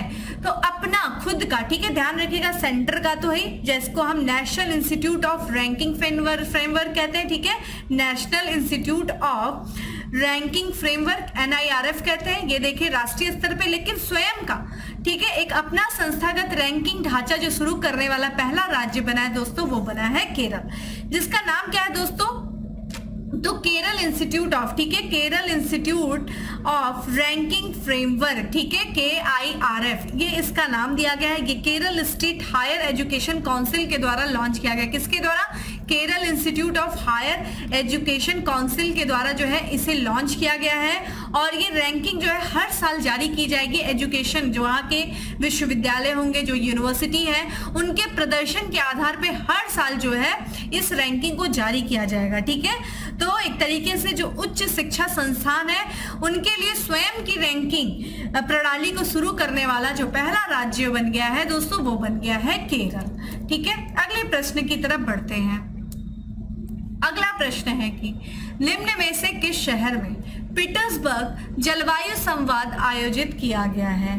तो ये मई के शुरुआती हफ्ते में जो है ये पीटर्सबर्ग जलवायु संवाद जो है आयोजित किया गया था। किस शहर में किया गया है दोस्तों? तो ये जर्मनी की जो राजधानी है दोस्तों, जर्मनी की राजधानी बर्लिन में जो है इसका आयोजन किया गया है, पीटर्सबर्ग। और इसकी जो मेजबानी की गई है जर्मनी के साथ साथ UAE, ठीक है, ध्यान रखिएगा, UAE यानी कि संयुक्त अरब अमीरात और जर्मनी के द्वारा जो है ये बर्लिन में पीटर्सबर्ग जलवायु सम्मेलन का मेजबानी की गई है।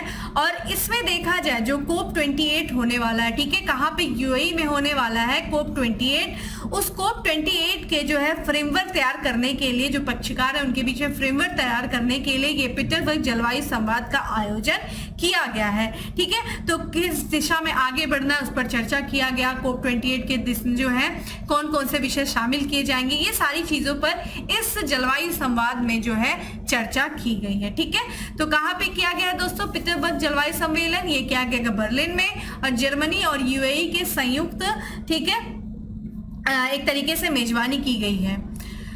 अगले प्रश्न की तरफ बढ़ते हैं। अगला प्रश्न है कि बच्चों के लिए डिजिटल हेल्थ कार्ड बनाने वाला पहला राज्य कौन बना है? तो बच्चों के लिए डिजिटल हेल्थ कार्ड बनाने वाला जो पहला राज्य बना है दोस्तों, वो कोई और नहीं बल्कि हमारा राज्य उत्तर प्रदेश जो है वो डिजिटल हेल्थ कार्ड बनाने वाला पहला राज्य बन गया है। तो ये हर छात्र की जो गुणवत्तापूर्ण शिक्षा देने के लिए नगरीय विकास और विभाग के द्वारा और लखनऊ स्मार्ट सिटी, इसके तहत जो है स्कूल हेल्थ प्रोग्राम शुरू किया गया और उसी में डिजिटल हेल्थ कार्ड बनाया गया था। ठीक है, अगले प्रश्न की तरफ बढ़ते हैं। ध्यान रखिएगा दोस्तों, सेशन को जो है शेयर करते रहिए। और जैसा कि मैंने आपको पहले ही बताया, ये एक रिवीजन सेशन होगा। इसमें बहुत ज़्यादा हम जो है इन डेप्थ नहीं जा सकते हैं। और डेली जो है अगर आपको इन डेप्थ देखना है तो डेली करंट अफेयर की जो क्लास है वो मॉर्निंग में 7 बजे चलती है दोस्तों।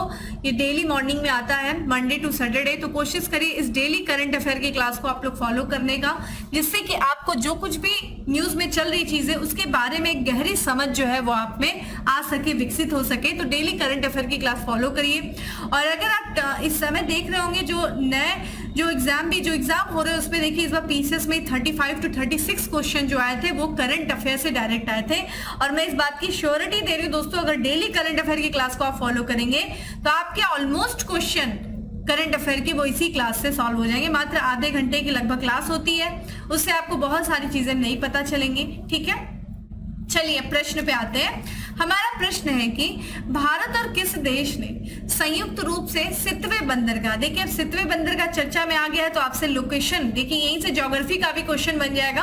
करंट अफेयर के साथ साथ जैसे स्टैटिक्स पोर्शन कैसे तैयार करना है वो मैं बताती हूँ आपको। यहाँ से सितवे बंदरगाह आपसे पूछ देगा कि किस देश में, मैच द फॉलोइंग कर देगा, 2-4 बंदरगाहों के नाम दे देगा और एक तरफ दे देगा देश के नाम, और वहीं से मैच द फॉलोइंग आपसे पूछ देगा। तो ये स्टैटिक्स पोर्शन हो गया। आपको तो लग रहा होगा भाई ये स्टैटिक्स है, लेकिन देखिए ये करंट में चर्चा में था जिस कारण से ये आपसे पूछा गया है। तो सितवे बंदरगाह का लोकार्पण किया गया है किस देश में? भारत और किस देश के द्वारा संयुक्त रूप से? तो दोस्तों ये किया गया है म्यांमार। ठीक है, भारत और म्यांमार ने संयुक्त रूप से सितवे बंदरगाह का, ठीक है, जो है लोकार्पण किया है। अब बात करते हैं सितवे बंदरगाह है का, तो दोस्तों ये म्यांमार में ही है। म्यांमार में एक रखाइन प्रांत है, ठीक है, रखाइन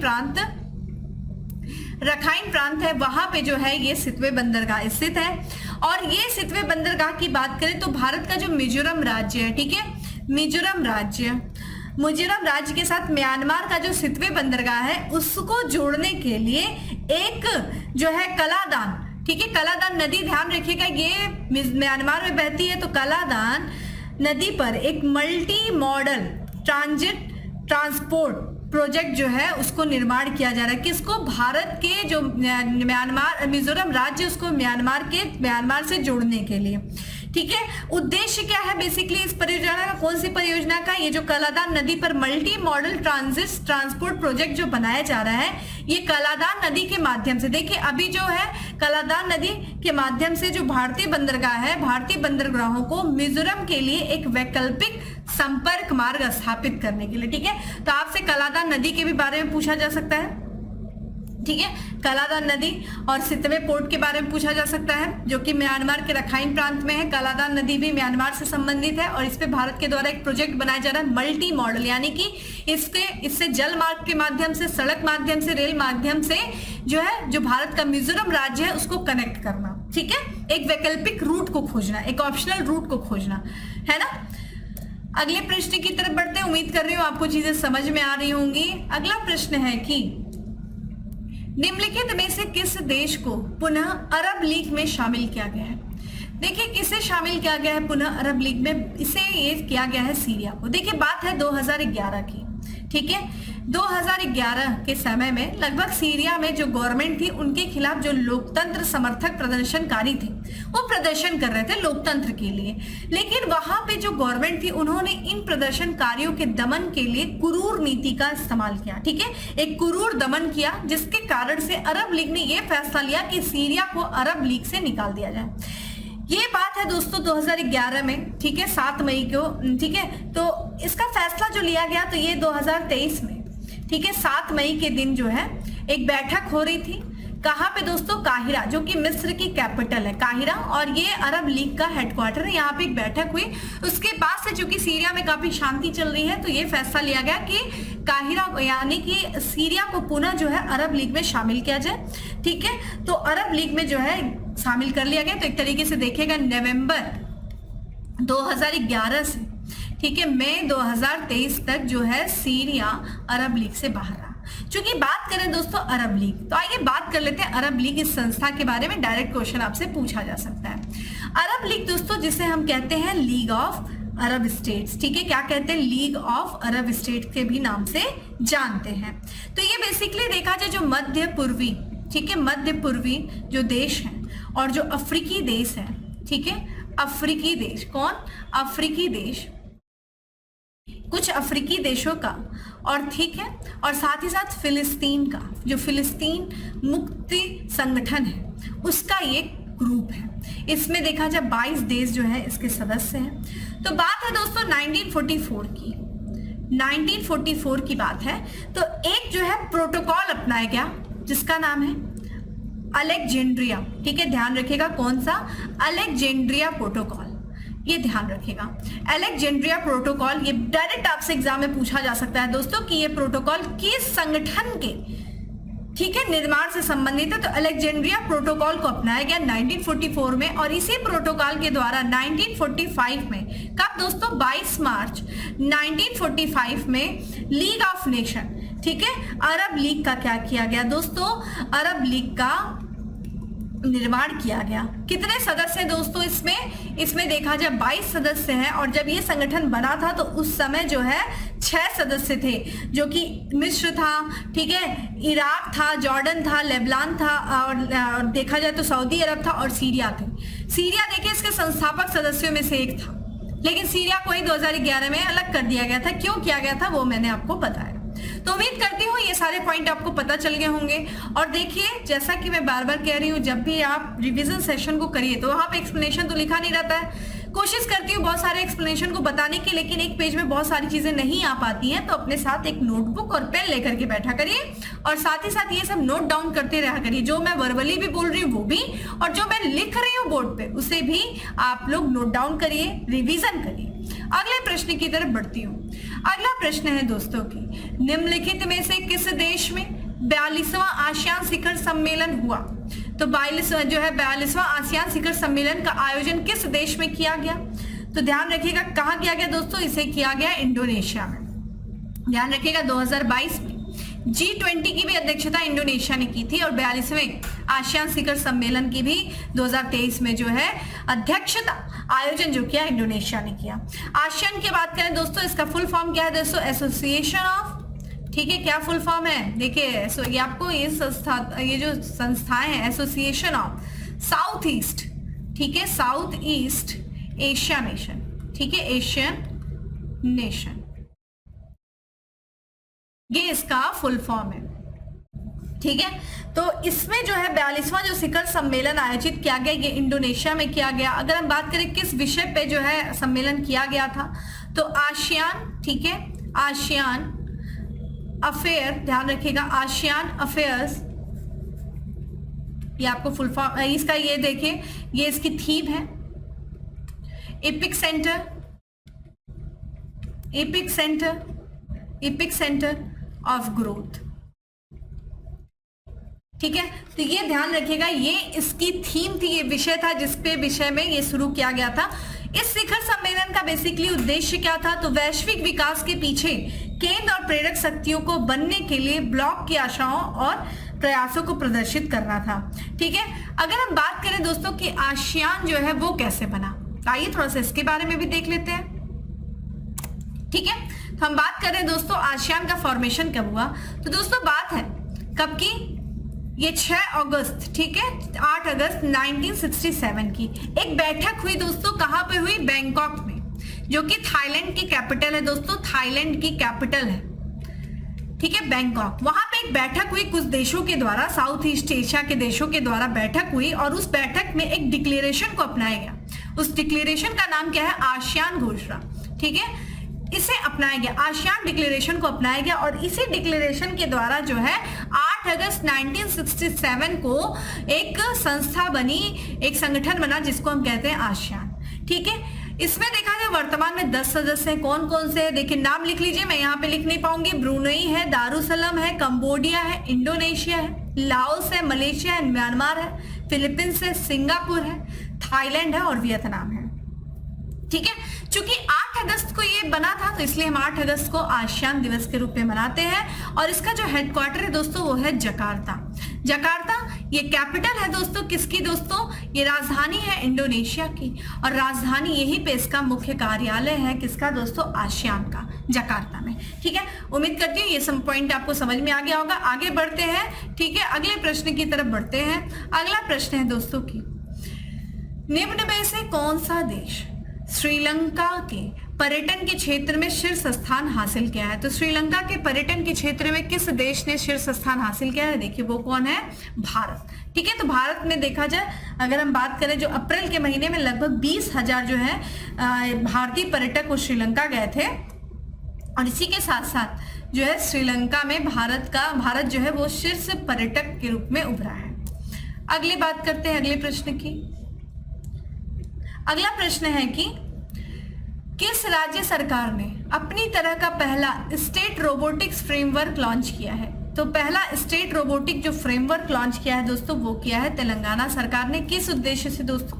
तो एक तरीके से तेलंगाना सरकार जो है वो ये प्रयास कर रही है कि भारत में जो रोबोटिक्स है, रोबोटिक्स के क्षेत्र में तेलंगाना अग्रणी राज्य के रूप में आगे बढ़े, ठीक है। और जो एक तरीके से जो है रोबोटिक्स पारिस्थितिकी तंत्र है उसको स्थापित कर सके, इसी उद्देश्य से जो है तेलंगाना ने पहला स्टेट रोबोटिक्स फ्रेमवर्क, ठीक है, जो है लॉन्च किया है। और ये अपनी तरह का पहली जो है नीति जो किसी राज्य के द्वारा अपनाई गई है, ठीक है। अगले प्रश्न की तरफ बढ़ते हैं। अगला प्रश्न है कि निम्न में से किस मंत्रालय द्वारा सक्षम सिस्टम लॉन्च किया गया है? सक्षम सिस्टम क्या है दोस्तों? पहली बात तो इसका फुल फॉर्म देखिए, फिर हम बताते हैं। सक्षम का फुल फॉर्म है सतत स्वास्थ्य प्रबंधन के लिए ज्ञान को बढ़ावा देना, ये है सक्षम। और ये किसके द्वारा? चूंकि स्वास्थ्य से संबंधित है तो ये है स्वास्थ्य मंत्रालय के द्वारा जो है इसे लॉन्च किया गया है। और ये एक लर्निंग मैनेजमेंट इंफॉर्मेशन सिस्टम है। क्या है दोस्तों? लर्निंग मैनेजमेंट इंफॉर्मेशन सिस्टम है। और इसको देखिए किस उद्देश्य से, तो जितने भी जो सभी जो स्वास्थ्य पेशेवर है जो रिमोट एरिया वगैरह में रहते हैं, जहां तक जो है वो प्रशिक्षण लेने में बहुत दूर रहते हैं तो उनको हर समय प्रशिक्षित नहीं किया जा सकता, तो उनको जो है ऑनलाइन माध्यम से, ये जो स्वास्थ्य पेशेवर है उनको ऑनलाइन माध्यम से प्रशिक्षण देना, चिकित्सा शिक्षा प्रदान करना, इसी उद्देश्य से ये सक्षम सिस्टम जो है वो लॉन्च किया गया, ठीक है। अगले प्रश्न की तरफ बढ़ते हैं। अगला प्रश्न है कि हाल ही में भारत और किस देश की नौसेना ने समन्वित प्रोटोकॉल कारपेट के 35वें संस्करण का आयोजन किया है? तो ये किया है दोस्तों थाईलैंड, ठीक है, Thailand. Correct answer is C. तो जो भारतीय नौसेना है दोस्तों और रॉयल थाई नौसेना है, उसने लगभग 3 मई से लेकर के, ठीक है, 3 मई से लेकर के 10 मई तक जो है भारत थाईलैंड समन्वित ठीक है पेट्रोल जो है भारत थाई इंडो थाई कॉर्पेट उसका 35वें संस्करण का आयोजन किया है। और इस अभ्यास का उद्देश्य क्या है? जो दोनों देश हैं, जो दोनों देश की सेनाएं हैं, नौसेना है, उनके बीच में समुद्री संबंधों को मजबूत करना है। और हिंद महासागर से लगे हुए ये देश है, भारत हिंद महासागर के शीर्ष पे बैठा है। बे ऑफ बंगाल से साझा करता है अपनी सीमा दोस्तों, कौन? थाईलैंड। तो एक तरीके से जो हिंद महासागर की सुरक्षा है वो दोनों देशों के द्वारा मिल करके संयुक्त रूप से उसकी सुरक्षा को सुनिश्चित करना, इसी उद्देश्य से ये समन्वित पेट्रोल का क्या किया गया है, आयोजन किया गया। ठीक है, ध्यान रखिएगा। अगले प्रश्न की तरफ बढ़ते हैं कि निम्नलिखित में से कौन सा देश अगले साल यानी कि 2024 में कार्बसार जासूसी उपग्रह लॉन्च करेगा। जो कार्बसार क्या है दोस्तों, एक जासूसी उपग्रह है जिसको ब्रिटेन जो है 2024 में लॉन्च करेगा। ठीक है, तो ब्रिटेन की कंपनी है दोस्तों सरे सैटेलाइट टेक्नोलॉजी लिमिटेड और ऑक्सफोर्ड स्पेस सिस्टम, वो दोनों मिल करके ये कम लागत वाला जासूसी उपग्रह है जिसका नाम है कार्बसार, उसे लॉन्च करने का जो है एक तरीके से योजना बना रहे हैं। ठीक है, कार्बसार। और ये देखिए जो है एक तरीके से ये कार्बसार जो नामक उपग्रह है, इसको ब्रिटेन की जासूसी क्षमता में जो अंतर है, जो कमी है, उसको भरने के लिए इसको लॉन्च करने की योजना बनाया गया है। ठीक है, अगले प्रश्न की तरफ बढ़ते हैं। अगला प्रश्न इंपॉर्टेंट है आपके लिए दोस्तों की भारत की पहली पॉड टैक्सी परियोजना कहाँ प्रारंभ की जाएगी।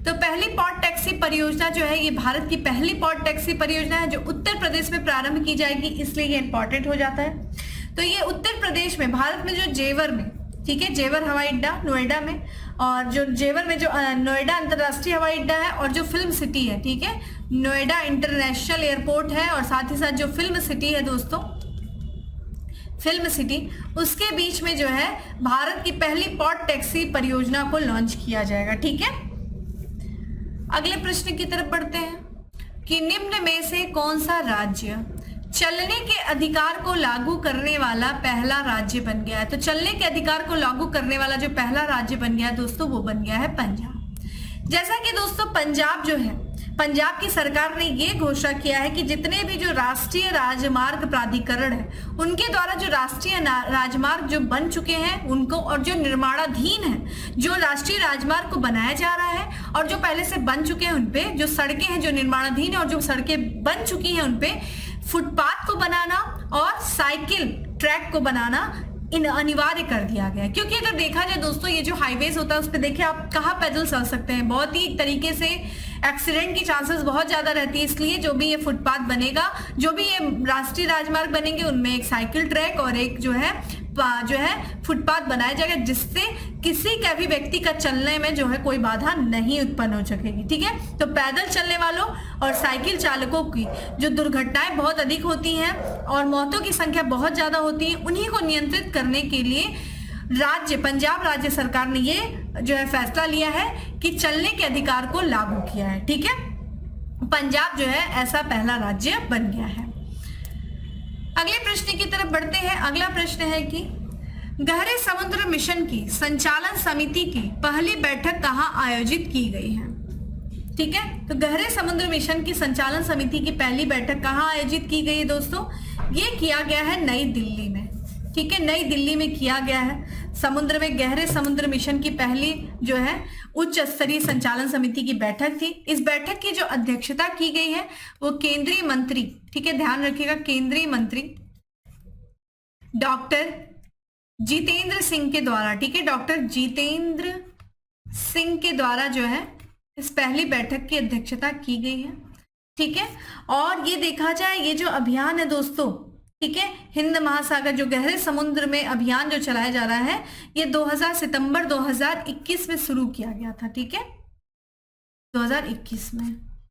चलिए दोस्तों अगली तरफ बढ़ते हैं अगले प्रश्न पे कि निम्न में से कौन सा हवाई अड्डा रीडिंग लॉन्च हासिल करने वाला भारत का पहला हवाई अड्डा बन गया। रीडिंग लॉन्च यानी कि जो लॉन्च है वहां पे एक लॉन्च बनाया जाएगा जहां पे अगर आपकी फ्लाइट डिले है या फ्लाइट आने में भी वक्त है तो आप वहां पे बैठ करके कुछ किताबें वगैरह पढ़ सकते हैं।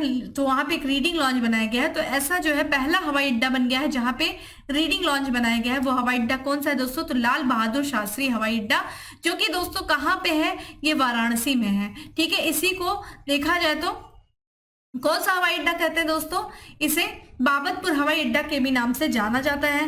तो इस लॉन्च में देखा जाए काशी, ठीक है, काशी से संबंधित पुस्तकें होंगी। इसके अलावा जो प्रधानमंत्री युवा योजना है उस युवा योजना के तहत जो युवा लेखकों के द्वारा जो पुस्तक प्रकाशित की गई थी उन पुस्तकों, उन जो है विभिन्न भाषाओं में वो पुस्तकें उपलब्ध होंगी, तो उन पुस्तकों को भी आप पढ़ सकेंगे। तो ठीक है, तो ये जो है रीडिंग लॉन्च हासिल करने वाला भारत का जो पहला हवाई अड्डा बना है वो लाल बहादुर शास्त्री हवाई अड्डा बना है। अगले प्रश्न की तरफ बढ़ते हैं कि निम्न में से किसे पहले Govind Swarup life time achievement award से सम्मानित किया गया है? ठीक है, तो पहले Govind Swarup life time achievement award से सम्मानित जो किया गया है, किसे किया गया है? ठीक है, ऑप्शंस दोस्तों आप देख रहे हैं। माफ करिएगा दोस्तों, ये टाइपिंग मिस्टेक थोड़ा सा हो गया है। ठीक है, तो यहाँ पे ध्यान रखिएगा, यहाँ पे ऑप्शंस को थोड़ा छोड़ दीजिएगा। हम बता देते हैं यहीं पे कि जो पहले Govind Swarup life time achievement से जो सम्मानित किया गया है वो एक प्रोफेसर है जयंत विष्णु। ठीक है, जयंत विष्णु नार्लिकर। ठीक है, नार्लिकर को जो है सम्मानित किया गया है। ये एरोनॉटिक्स सोसाइटी ऑफ इंडिया के द्वारा जो है पहले Govind Swarup life time achievement award से सम्मानित किया गया है। ठीक है, तो इन्होंने ब्रह्मांड विज्ञान अनुसंधान के क्षेत्र में जो अपना योगदान दिया था प्रोफेसर जयंत विष्णु ने, इसीलिए इनको जो है ये Govind Swarup life time achievement award से सम्मानित किया गया है। अगले प्रश्न की तरफ बढ़ते हैं। अगला प्रश्न है कि पलक झील आर्द्र भूमि संरक्षण क्षेत्र किस राज्य में स्थित है? तो पलक झील जो है, जिसके बारे में चूंकि एक संरक्षण आर्द्र भूमि संरक्षण क्षेत्र है, जिस जो कहाँ पे स्थित है दोस्तों, तो ये ध्यान रखिएगा, ये मिजोरम में स्थित है। करेक्ट आंसर इज बी है, मिजोरम में ये स्थित है। ठीक है, तो मिजोरम की दोस्तों जो कैपिटल है आइजोल। ठीक है, आइजोल जो है वहां पे ये स्थित है, आइजोल। ठीक है, तो ये पलक झील आर्द्र भूमि संरक्षण क्षेत्र है। और इसके बारे में बात करें दोस्तों, तो ये जो पर्यावरण दिवस था, ठीक है, आप मुझे कमेंट बॉक्स में बताइए पर्यावरण दिवस कब मनाया जाता है? ठीक है, तो उस पर्यावरण दिवस के अवसर पर जो है इस संरक्षण क्षेत्र में जैव विविधता के बारे में लोगों को जागरूक करने के लिए एक तरीके से दौड़ लगाई गई थी। और ये देखिए मिजोरम की सबसे बड़ी जो है झील है। ठीक है, और स्थानीय लोग जो है इसे किस नाम से बुलाते हैं? तो पाला टीपा के नाम से पुकारते हैं। ठीक है, जो है पलक झील को जो वहाँ के स्थानीय लोग हैं वो पाला टीपा के नाम से बुलाते हैं। और इसे 2022 में ही, ठीक है, आर्द्र भूमि संरक्षण क्षेत्र घोषित किया गया था। तो ये देखिए, यहाँ से भी आपसे डायरेक्ट क्वेश्चन जो है पूछा जा सकता है। स्टैटिक्स पोर्शन में ज्योग्राफी का क्वेश्चन यहाँ से भी डायरेक्ट बन सकता है। ठीक है, अगले प्रश्न की तरफ बढ़ते हैं। अगला प्रश्न है दोस्तों की निम्न में से किस मंत्रालय द्वारा हरित पत्तन दिशा निर्देश 2023 हरित सागर का शुभारंभ किया गया था? हरित पत्तन दिशा निर्देश 2023 हरित सागर का शुभारंभ किया गया था, किस मंत्रालय के द्वारा किया गया था? ऑप्शन आप देख रहे हैं, इसका करेक्ट आंसर है पत्तन पोत परिवहन मंत्रालय के द्वारा किया गया था। ठीक है, तो पत्तन पोत परिवहन और जल मार्ग मंत्रालय के द्वारा जीरो कार्बन उत्सर्जन लक्ष्य को प्राप्त करने के लिए, ठीक है, किस लक्ष्य को? तो जीरो कार्बन। ठीक है, जीरो कार्बन उत्सर्जन लक्ष्य को प्राप्त करने के लिए एक जो है इसे हरित पत्तन दिशा निर्देश 2023 हरित सागर का शुभारंभ किया गया है। ठीक है, ये चीज ध्यान रखिएगा। अगले प्रश्न की तरफ बढ़ते हैं। अगला प्रश्न है दोस्तों की निम्नलिखित में से किस अंतरिक्ष संस्था ने स्टार्ट पहल को शुरू किया है? तो किस अंतरिक्ष संस्थान ने किया है दोस्तों? तो भारत का जो अंतरिक्ष संस्थान है इसरो, यानी कि भारतीय अंतरिक्ष अनुसंधान संगठन, ठीक है, इंडियन स्पेस रिसर्च ऑर्गेनाइजेशन के द्वारा स्टार्ट पहल की शुरुआत की गई है। आइए स्टार्ट का थोड़ा फुल फॉर्म देख लेते हैं। स्टार्ट पहल है क्या? सबसे पहले तो इसका फुल फॉर्म देखते हैं, space science and technology awareness training. ठीक है, ये इसका फुल फॉर्म है। और ये देखा जाए बेसिकली यह एक जो है प्रारंभिक स्तर का प्रशिक्षण कार्यक्रम है। क्या है दोस्तों? ये प्रशिक्षण दिया जाएगा प्रारंभिक स्तर का प्रशिक्षण कार्यक्रम है, प्रशिक्षण कार्यक्रम है। ठीक है, और बेसिकली ये जो स्टार्ट कार्यक्रम है इसका प्राथमिक उद्देश्य क्या है दोस्तों? तो जो भारतीय छात्र हैं उनको अंतरिक्ष विज्ञान और प्रौद्योगिकी में पेशेवर बनाने में मदद करना है। ठीक है, कि वो अंतरिक्ष के क्षेत्र में, प्रौद्योगिकी के क्षेत्र में पेशेवर बन सके। जो भारतीय छात्र हैं उसको बनाने के लिए, जो उनको एक तरीके से पेशेवर बनाने के उद्देश्य से स्टार्ट पहल की शुरुआत की गई है। क्योंकि एक तरीके से इसरो का जो अंतरिक्ष विज्ञान अन्वेषण कार्यक्रम है वो अपने डोमेन का क्या कर रहा है? विस्तार कर रहा है। वो चाहता है नए नए लोग जो है वो इसरो से जुड़ सके। इस उद्देश्य से ये स्टार्ट पहल की शुरुआत की गई है दोस्तों। ठीक है, अगला प्रश्न है राष्ट्रीय एमएसएमई परिषद की पहली बैठक कहां आयोजित की गई? एमएसएमई यानी कि माइक्रो स्मॉल मीडियम एंटरप्राइजेस परिषद की जो पहली बैठक कहां आयोजित की गई, आपसे प्रश्न पूछ रहा है दोस्तों। ये किया गया है नई दिल्ली में, देश की राजधानी नई दिल्ली में जो है पहली बैठक का आयोजन किया गया था। ठीक है, बहुत ज्यादा इसमें इन डेप्थ नहीं जाते हैं, अगले प्रश्न की तरफ बढ़ते हैं। अगला प्रश्न है दोस्तों, देखिए साइंस एंड टेक से आजकल बहुत ज्यादा हम लोगों ने आज क्वेश्चन डिस्कस किया है। अगला प्रश्न है कि रक्षा अनुसंधान और विकास संगठन यानी कि DRDO, Defence Research and Development Organisation, और कौन सी संस्था ने, ठीक है, मिलकर पानी के नीचे संचार के लिए सेंसर तकनीक विकसित की है।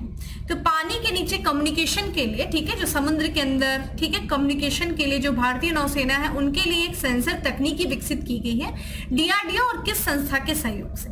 तो ये किया गया है आईआईटी मद्रास और डीआरडीओ के द्वारा किया गया है। तो इस सेंसर तकनीकी का जो इस्तेमाल करेंगे जो भारतीय नौसेना है दोस्तों, वो आपस में संचार करने के लिए इस सेंसर तकनीकी का इस्तेमाल कर सकेंगे।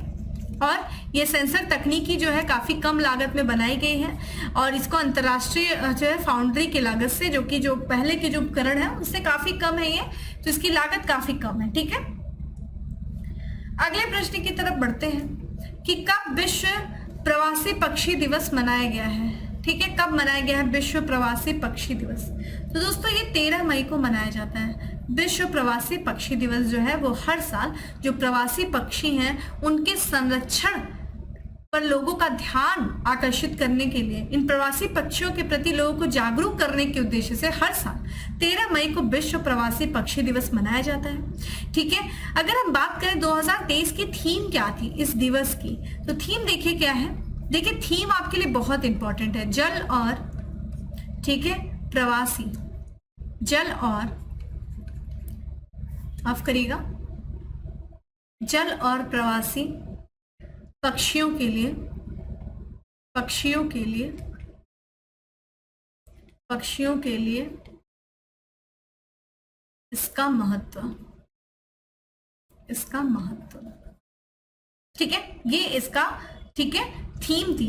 अगर हम बात करें इस दिन की शुरुआत कब की गई थी, तो इस दिन की शुरुआत 2006 से किया गया था। किसके द्वारा किया गया था? तो UNEP, United Nation Environment Programme, और साथ ही साथ बात करें कन्वेंशन और माइग्रेटरी स्पीसीज, ठीक है, कन्वेंशन और माइग्रेटरी स्पीसीज, इनके द्वारा संयुक्त प्रयासों से 2006 में विश्व प्रवासी पक्षी दिवस की शुरुआत की गई थी। चलिए आप मुझे बताइए यूनेप का मुख्यालय हेडक्वार्टर कहाँ पे है?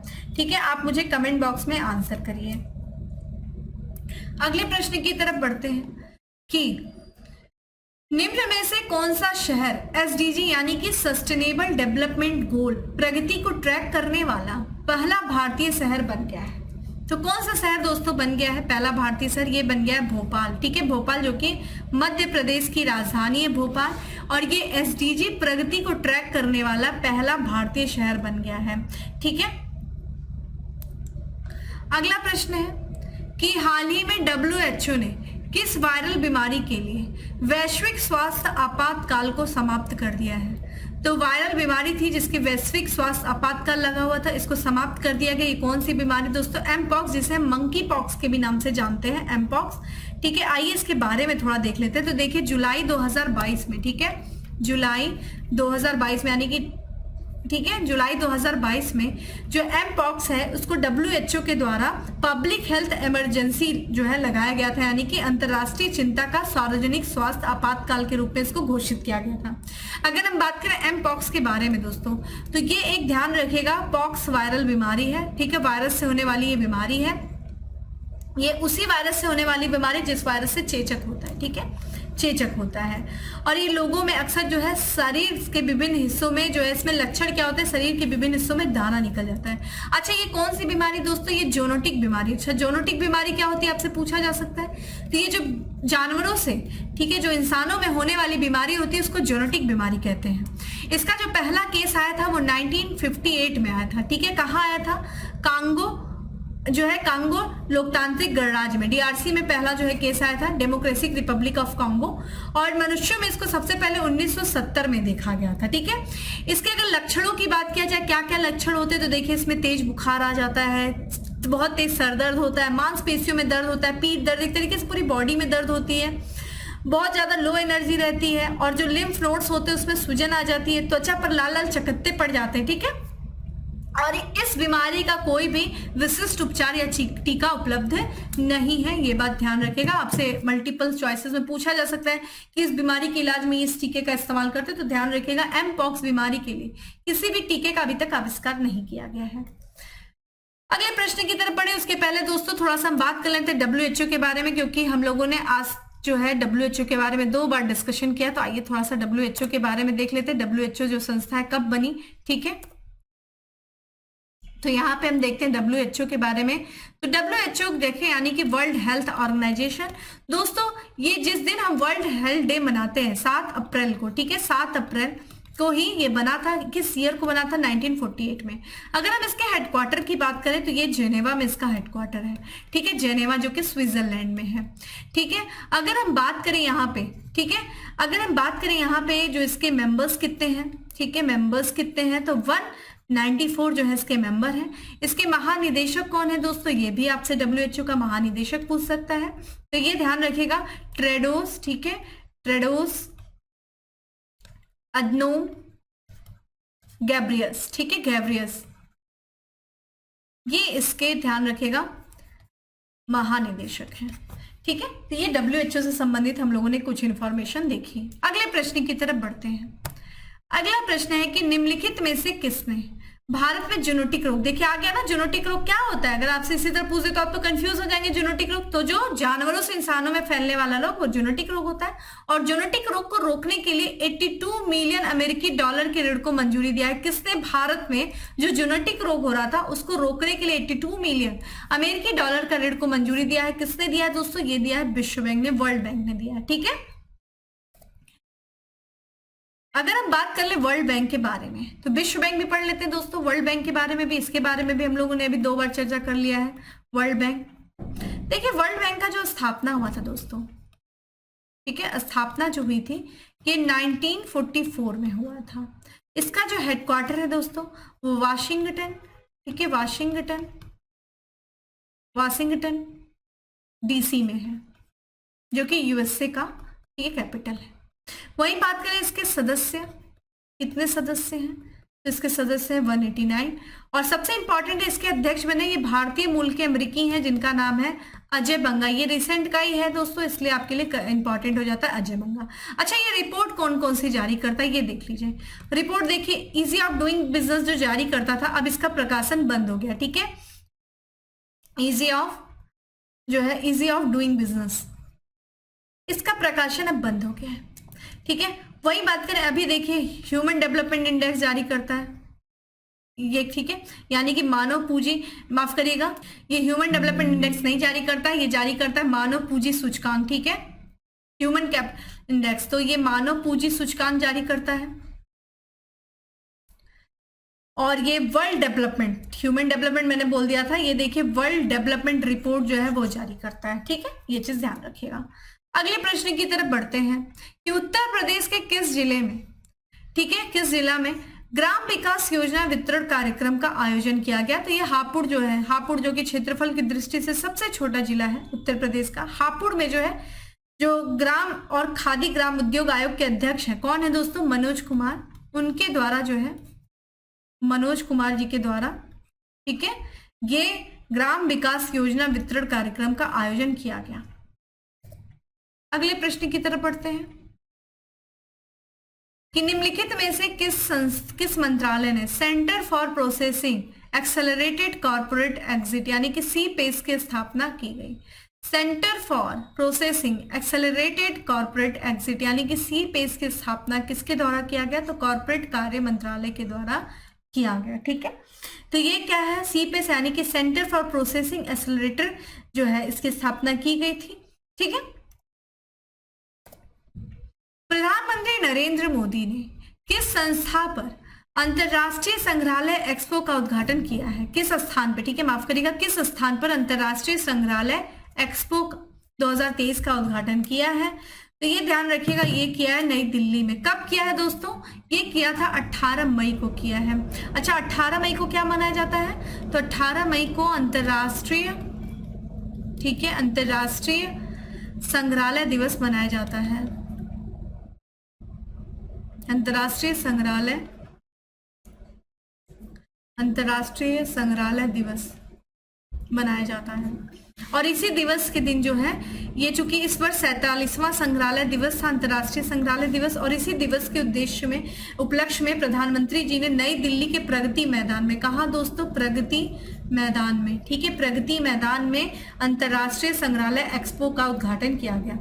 इस म्यूजियम का अगर उद्देश्य देखा जाए तो म्यूजियम के जो पेशेवर है दोस्तों, म्यूजियम से संबंधित जो पेशेवर है उनके साथ बातचीत करने के लिए, म्यूजियम पर समग्र बातचीत करने के उद्देश्य से संग्रहालय की स्थापना की गई है, ठीक है। और आज के हम लास्ट प्रश्न की तरफ बढ़ते हैं, ठीक है, कि टाटा चेयरमैन एन चंद्रशेखर है, उनको किस देश के सर्वोच्च नागरिक पुरस्कार से सम्मानित किया गया है? तो किस देश के दोस्तों? ये करेक्ट आंसर इज ए है, फ्रांस के। तो फ्रांस में जो यूरोप और विदेश मामलों की मंत्री हैं दोस्तों, कैथरीन, ठीक है, कैथरीन, क्या नाम है? कोलोन, ठीक है, कैथरीन कोलोन, ठीक है, उनके द्वारा जो है फ्रांस का सर्वोच्च नागरिक जो है सम्मान, क्या नाम है दोस्तों? ये ध्यान रखिएगा, स्लेवेरियर डे ला लेजियन डी होनूर, ठीक है, इससे सम्मानित किया गया है। किसे किया गया है? एन चंद्रशेखरन को, जो कि टाटा के चेयरमैन है, टाटा सन्स के चेयरपर्सन है, और इनके द्वारा जो भारत और फ्रांस के संबंध हैं, यानी कि जो व्यावसायिक संबंध है, उनको विकसित करने में जो इन्होंने अपनी महत्वपूर्ण भूमिका निभाई, उनको जो इन संबंधों को बढ़ावा देने में जो इन्होंने अपनी महत्वपूर्ण भूमिका निभाई, इसलिए जो है इनको ये सम्मान से सम्मानित किया गया है। तो दोस्तों ये था मई मंथ का हमारा करंट अफेयर, ये रिवीजन सेशन था। उम्मीद करती हूँ आपको अच्छा लगा होगा, और इसी के साथ साथ मैं ये भी उम्मीद करती हूँ जितना भी पॉइंट आपको बताया गया है उसको आप लोगों ने एक साथ नोट डाउन किया होगा, और नोट डाउन करिए, रिवीजन करिए, फिर हम अपने डेली करंट अफेयर की क्लास में यानी कि मॉर्निंग में आप लोगों से 7 बजे मिलेंगे। चलिए दोस्तों, तब तक के लिए bye, have a good day, stay safe and stay happy.